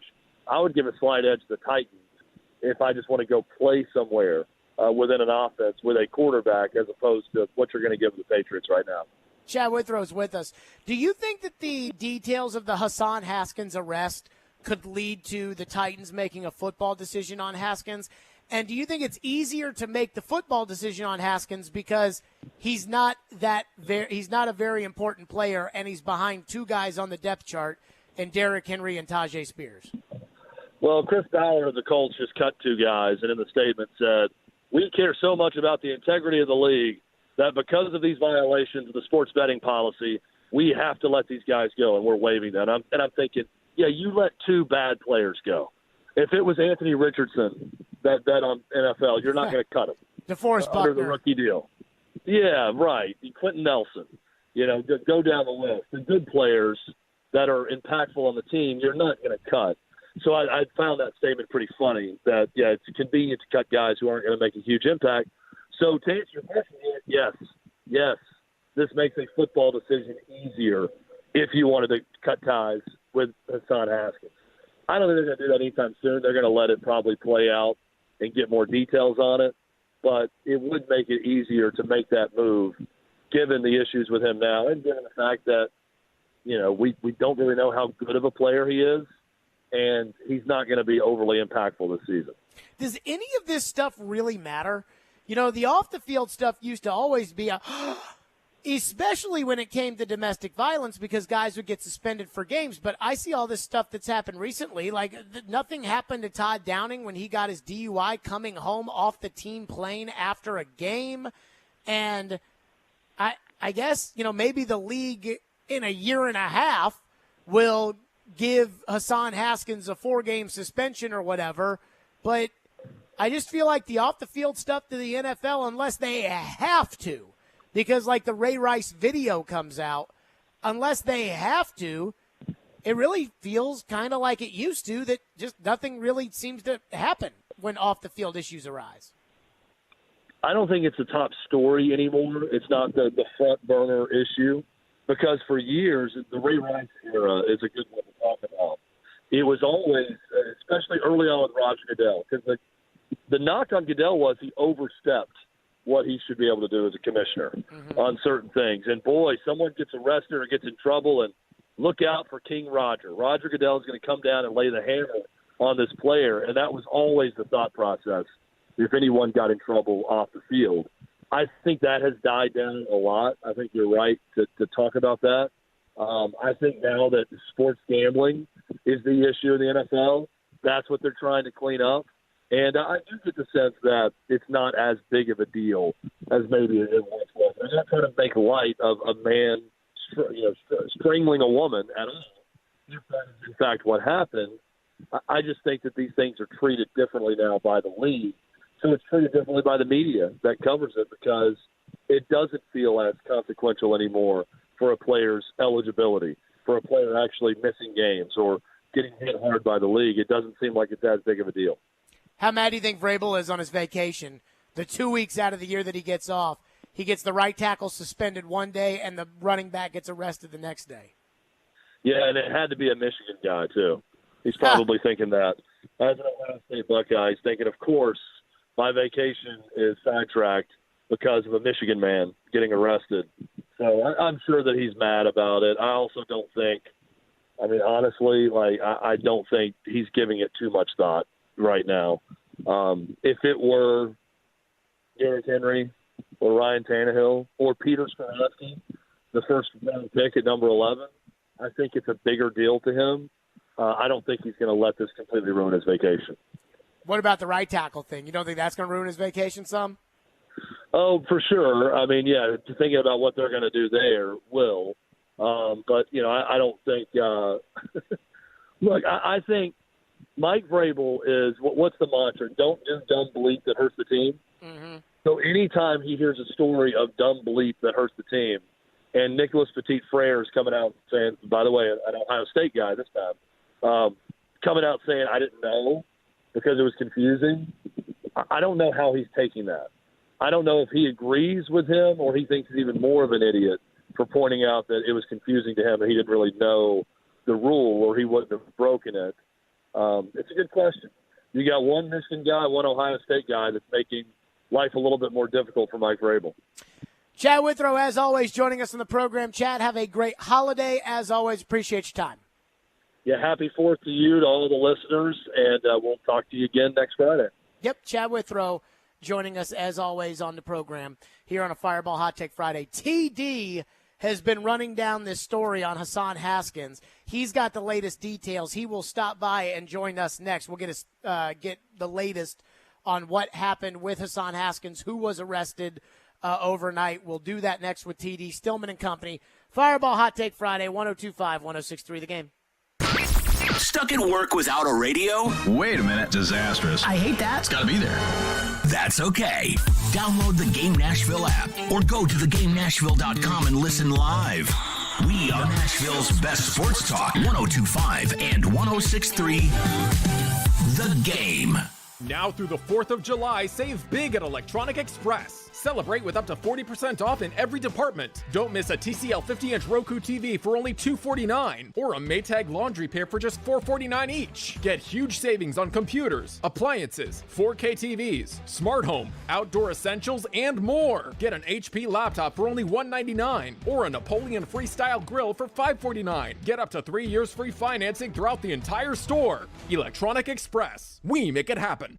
What's up, everybody? Teron Davenport here for Superbook Sports. Bring that big bet energy this summer with Superbook Sports. Superbook Sports is the most trusted name in sports betting. And right now, use promo code THEGAME to score up to $250 with their first bet bonus. Win or lose, they'll match your first bet up to $250 with promo code THEGAME. Simply visit superbook.com for terms and conditions or download the Superbook Tennessee app in the app stores.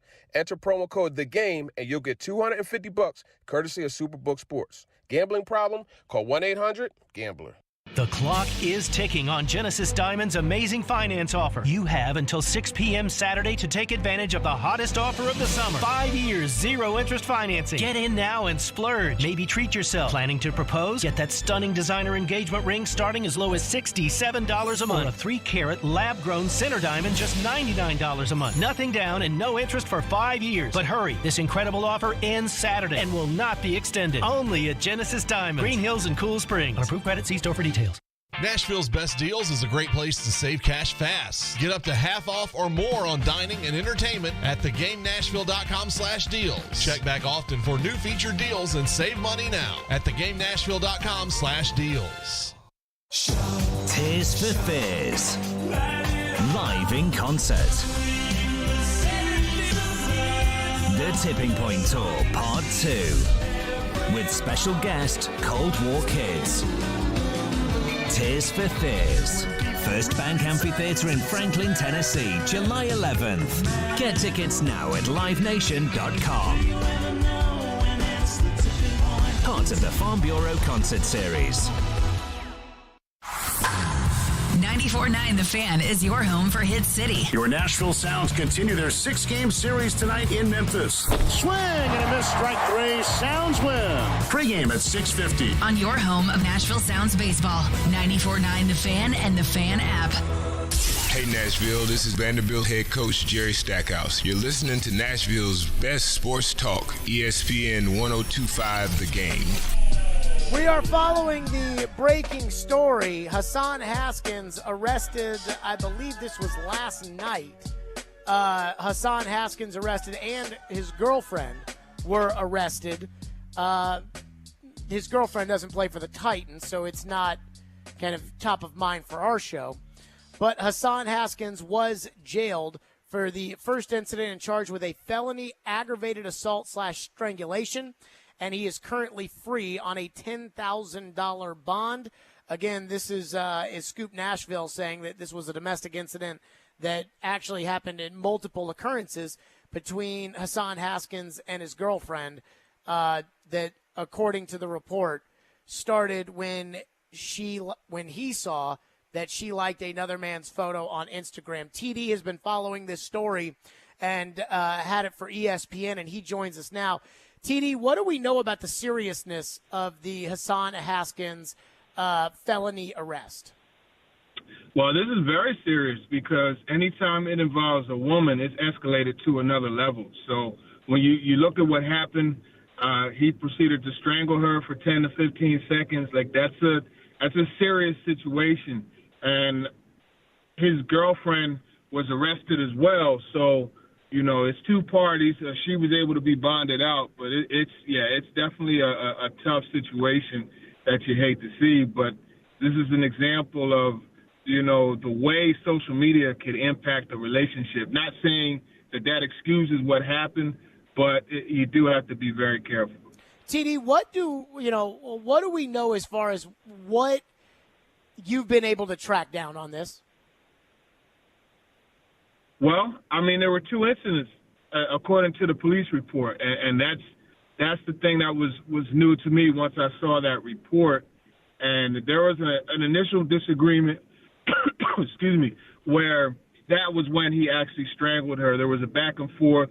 She was throwing his shoes, and he asked her to stop. Well, told her that he had to stop. She didn't, and so that's when he proceeded to grab her. He threw her on the floor, and then he grabbed her and put her on the bed, and he strangled her. And he left the scene after that.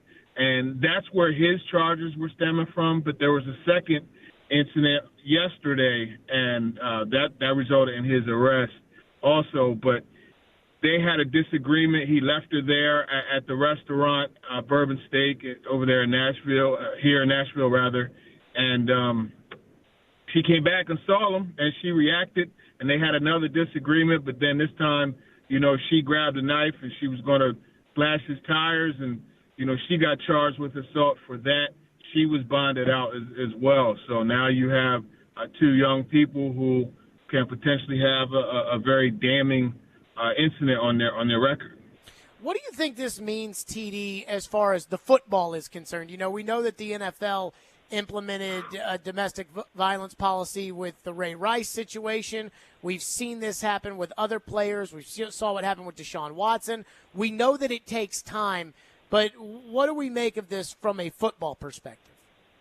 Yeah, well, I'll tell you this much. It fuels the stereotype that athletes are, just ego, anger-driven guys who do whatever they want to do. It fuels that. And it's unfortunate you have an incident like this because there's so many guys who are the exact opposite of it. So I will say that. From a football perspective, if you're talking like on-the-field performance and those type of things, Haskins was a guy that I believe was going to be a part of the future at running back, right? He and Tajay Spears.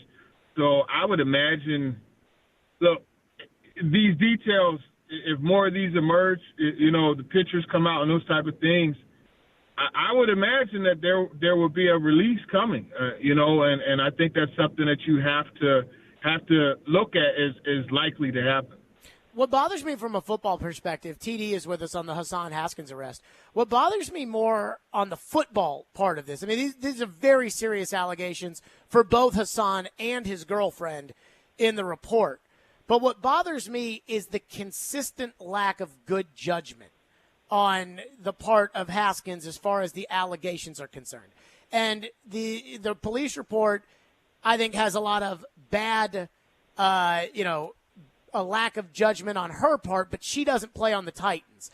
And when it comes to Haskins, this sounds like a very dangerous and serious problem relationship. And that bothers me that, when the Titans go out and add these guys that they would have somebody on the team who has reacted the way that Haskins allegedly has reacted. TD, I don't know. But how are you going to know? How are you going to know that that's going to happen? I can't put this on the Titans. Like, how do you know that this man will allow jealousy and rage to overcome him and react this way? Sure. I don't think it's a lack of judgment. What I think it is a lack of control. Mm-hmm. And a part of being a grown man is your ability to control your emotions and not allow them to make you act in a way that will be detrimental to yourself and those around you. And I think that's what the problem is. And there really isn't any formula to know that. How many times have you seen a person in a situation and react, and all of a sudden everybody's saying, I never even knew that he had that in him. Sure. My thing wasn't about the bringing him in. It was more so the wanting a guy on the team going forward that reacted in this way. You know what I mean? Yeah, and that's where I'm saying that there is very likely going to be a release coming. It's looking at these details, and again, if these pictures come out and those type of things, it's going to stir emotion. This is one of the things, TD, that, Floyd was still here, or, with one of those GMs like Bill Polian or Mark Dominic, I'd love to say, how different is this in terms of the anger level for the administration of a football team when this is the third string running back and not the starting running back, or when it is the 2 weeks out of the year that you get vacation time? And yesterday you already had to deal with the news that your right tackle suspended for 6 games. And now you get a call at 6 in the morning about this. And just the level of anger that probably the Titans brass has towards Haskins for this situation. Yeah, I could imagine the level of anger. I mean, this, excuse me, it's a privilege, right, to play in this league. And, when you put trust in a young man to act a certain way and represent your organization, his family, himself, in a certain way, and they fall short to this degree, it should absolutely stir anger within you because and disappointment as well. So, I agree 100%. Now, he does have a future court date upcoming, and I believe it's in the near future, TD. Yeah, July 10th. Do these things get worked out quickly in that regard, or do we think this is going to be something that'll probably be at least around him for a while? I would imagine, and this is just me, I'm not saying exactly what this July 10th appointment will be, but usually you have your preliminary hearing, and that's when they kind of go through and make sure that there is enough to actually proceed and enforce the charges. So that is something I would imagine they have coming up. I don't think it gets this isn't something that just gets washed away in a week. I think this is going to be an ongoing thing. TD, thank you for the latest. Thank you for joining us on short notice on the Hassan Haskins incident. Yeah, no, I appreciate you and your help with all of this. Yep, TD joining us, as always, on the program. I got to say, and look, I think Mike Vrabel knows he can't get everybody to do the right thing all the time. And yet, I know Vrabel. I think Vrabel's a pretty intense guy. And I think Vrabel takes, the job of the coach pretty seriously in terms of directing the players to do the right things. And again, I don't mean that everybody's going to be a choir boy, but I can just imagine Vrabel sitting there with the details that have come out over the last 2 days about Nicholas Petit-Ferrer's suspension and Hassan Haskins' arrest and thinking to himself, this is exactly what I've just been lecturing these guys on. When the Titans break for those 5 weeks, you don't think when Mike Vrabel has a team meeting that he doesn't sit there and tell those guys, hey, these 5 weeks, you have got to stay out of trouble. I listened to Bill Polian talk about this, that 40 years ago that a player that he was with passed away, drowned trying to save other people over 4th of July weekend. Remember, Jason Pierre-Paul blew up his hands in a firework accident. And that there's a big fear that with guys going on vacation and guys drinking a little bit more now that they're off and partying a little bit more, that there's a fear of, hey, guys, make the right decisions. Whatever you do, make the right decisions. I know it's 5 weeks. I know you're on vacation. I'm not telling you that you need to be all football all the time while you're on vacation, but you still have to put the team first, and you have to think about those things and every decision you make. And the reacting, according to the police report of Hassan Haskins, is disappointing, to say the least. Now, again, that doesn't mean that, oh, yeah, he's going to turn around and cut him. But I do think that if I was Vrabel, I would be disappointed in the fact that the final lecture that I gave to the team clearly didn't register with Hassan Haskins. And I would be disappointed because I'm sure Vrabel gave the gambling lecture to the team and that they outlined the rules. And I'm sure Vrabel would be disappointed in himself that Nicholas Petit-Ferrer didn't get the message. And the reason I say this is because when Vrabel took the job, before Urban Meyer was Urban Meyer, when he was still considered one of the greatest college coaches. He's the best. Vrabel told a story about how when he coached under Urban Meyer, that he learned from Urban that it's never the player's fault. So when Urban would hold a coach accountable for why did your defensive lineman do that, he screwed up. That's never an acceptable answer for Urban Meyer. And that Vrabel said that he took that to heart. Well, as a coach, when Nicholas Petit-Ferrer gets suspended, and it would be easy to say, well, we lectured him and he didn't listen. I don't think Vrabel approaches coaching that way. I think he approaches it coaching from the standpoint of, I didn't do a good enough job to get him to listen. That I obviously wasn't clear enough outlining the rules. And now it's hurt me just as much as it's hurt him.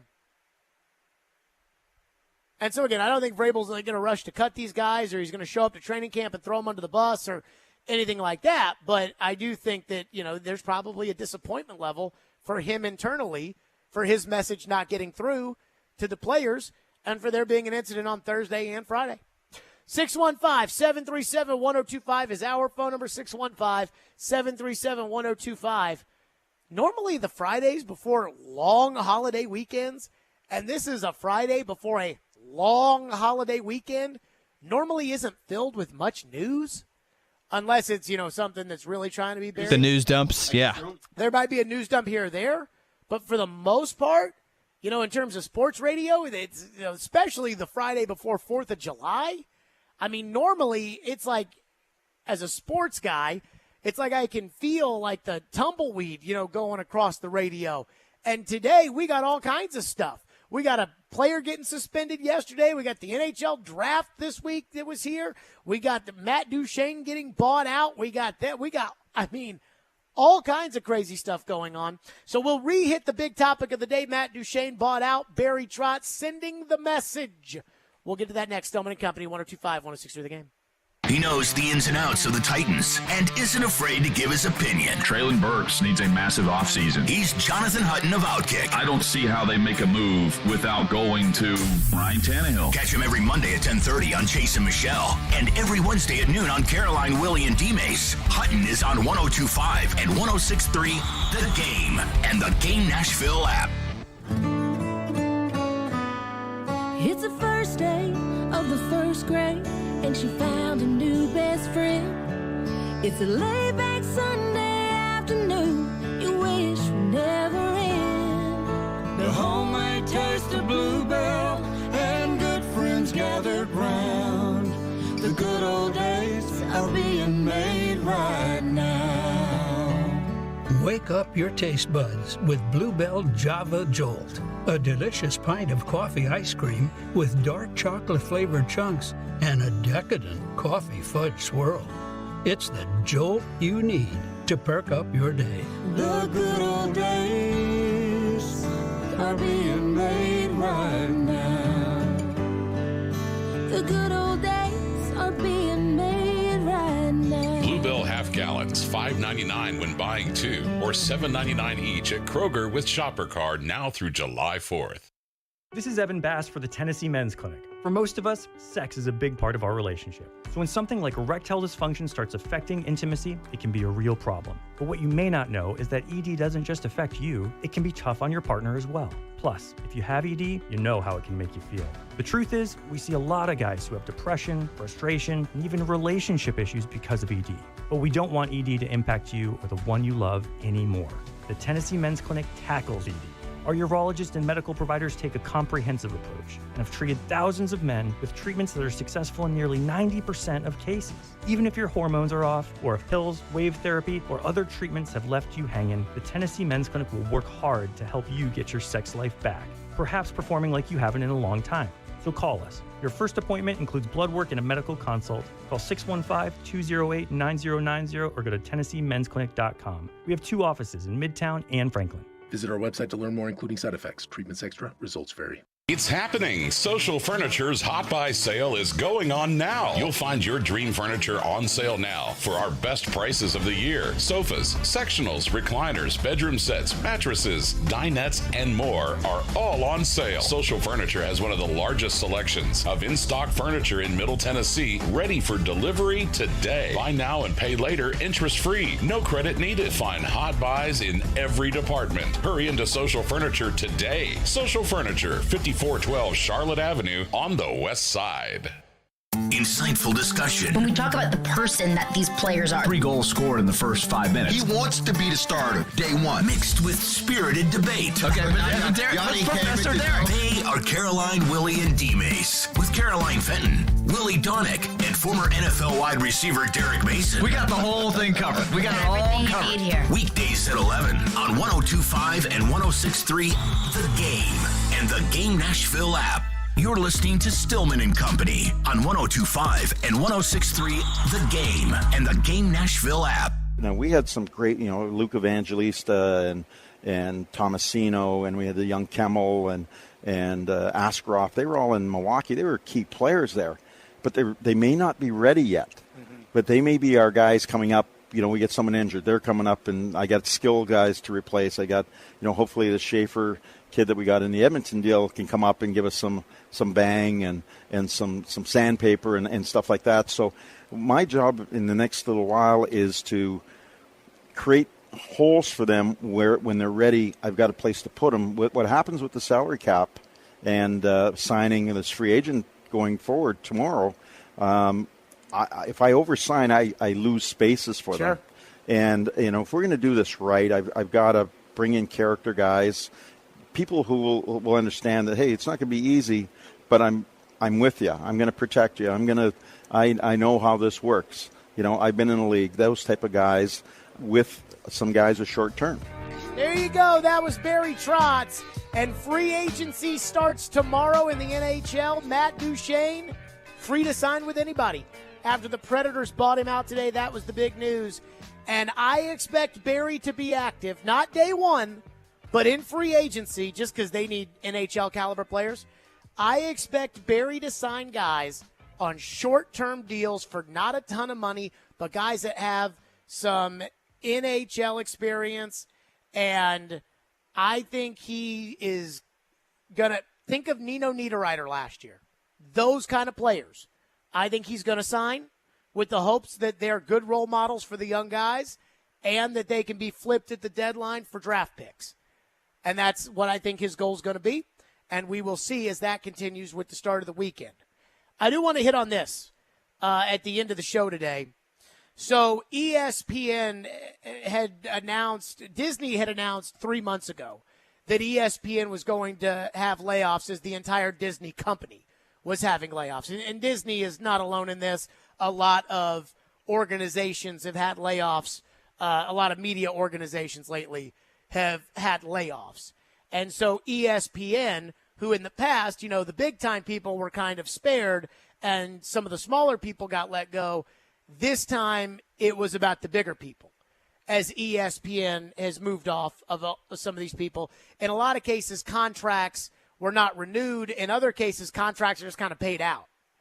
And the list of people who have already been let go at ESPN include Jeff Van Gundy, on the number one basketball crew, Max Kellerman, Keyshawn Johnson, Susie Colbert, Jalen Rose, Matt Hasselbeck, Steve Young, Todd McShay, which if I was Fox, I'd pick up the phone immediately and I'd call Todd McShay. I mean, I'd have Todd McShay on my Fox. If I was Fox, I wouldn't even think twice there. College basketball analyst LaFonso Ellis, SportsCenter anchor Ashley Brewer, David Pollack bought out at ESPN, Jordan Cornette, baseball writer June Lee, and one of the names, unfortunately, that came across the docket was Jason Fitz. And when I had heard that ESPN was going to downsize in the talent department on air, my immediate thoughts, and this was a month ago, 2 months ago, whenever this came out, my immediate thoughts were about Trevor and Fitz. And, I even talked to Trevor this week, and I said to Trevor, I asked him if he was going to be safe or not in this. And I think Trevor's hopeful, and we'll hope that, Trevor, because I think Trevor's one of the best in the business. But that takes us to Fitz. So Fitz let go today by ESPN. It feels to me like it was just yesterday that Fitz called me, and he had a part-time job lined up to do a 1-hour show at ESPNU, and that he was getting out of the music industry, and that he was, really looking to get into radio. And I knew that we were about to be filling a morning show, and I told Fitz, let me get back to you. And obviously that led to Fitz being partnered with Braden Gall for a couple of years here, and Fitz was always filling in at ESPN, and it felt like, here was just getting some reps before Fitz would head to ESPN Radio, and that's what he did. And I think they moved Fitz around on a lot of different shows. I thought they put Fitz, in my opinion, into some really unfortunate spots, working with people like Sarah Spain that I don't think, deserve to even share the air with him. He got put onto a show in which I thought he did a really good job, where the show was to recap First Take. It wasn't like Fitz really got to do his thing on that show, but he had to recap what they talked about on First Take. I think he did a good job there. And I think he and Harry Douglas were really starting to hit their stride on their new show that I don't even think had been together for a year, Ian. I think that show had been together been a year. No. 6 months or so. Yeah, not very long. And I think what's happened to ESPN Radio, Mike Golick put out there, his disappointment in some of the changes they've made. I mean, we're an ESPN affiliate, and we do run ESPN Radio, and ESPN Radio is coming up. And I'm not taking a shot at ESPN Radio. I'm not. But I still think Jason Fitz has a lot left in the gas tank as far as being a radio host. And I texted Fitz today, and I told him that he is always welcome on this show. And I don't think that will change, even though Fitz isn't at ESPN anymore. It sucks because he was on vacation this week, and he found out the news. But I told him, if you look at the names, Steve Young, Jeff Van Gundy, Todd McShay, Susie Kolber, if you look at the names of some of the people that got let go today by ESPN, I said, you're on an all-star team. And that's how I feel about Fitz. And so I just wanted to say that because I know a lot of you guys on social media over the weekend, this is going to be a big story. You're going to see that. And just know that I think Fitz is in decent spirits given the situation and how much respect that we on this program have for Fitz, and we will continue to have for Fitz as he was one of the names let go in the purge at ESPN. That's going to do it for us. Everybody have a very safe holiday weekend. It's a long weekend. Everybody enjoy it however you want to enjoy it. And a special thanks to all of those that have served our armed forces, that give us the freedoms that we enjoy and get to argue with one another about every single day. Thank you for your service. Thank you for protecting this great country. Everybody have a very safe and joyous holiday weekend. Stillman and Company, we will see you next week.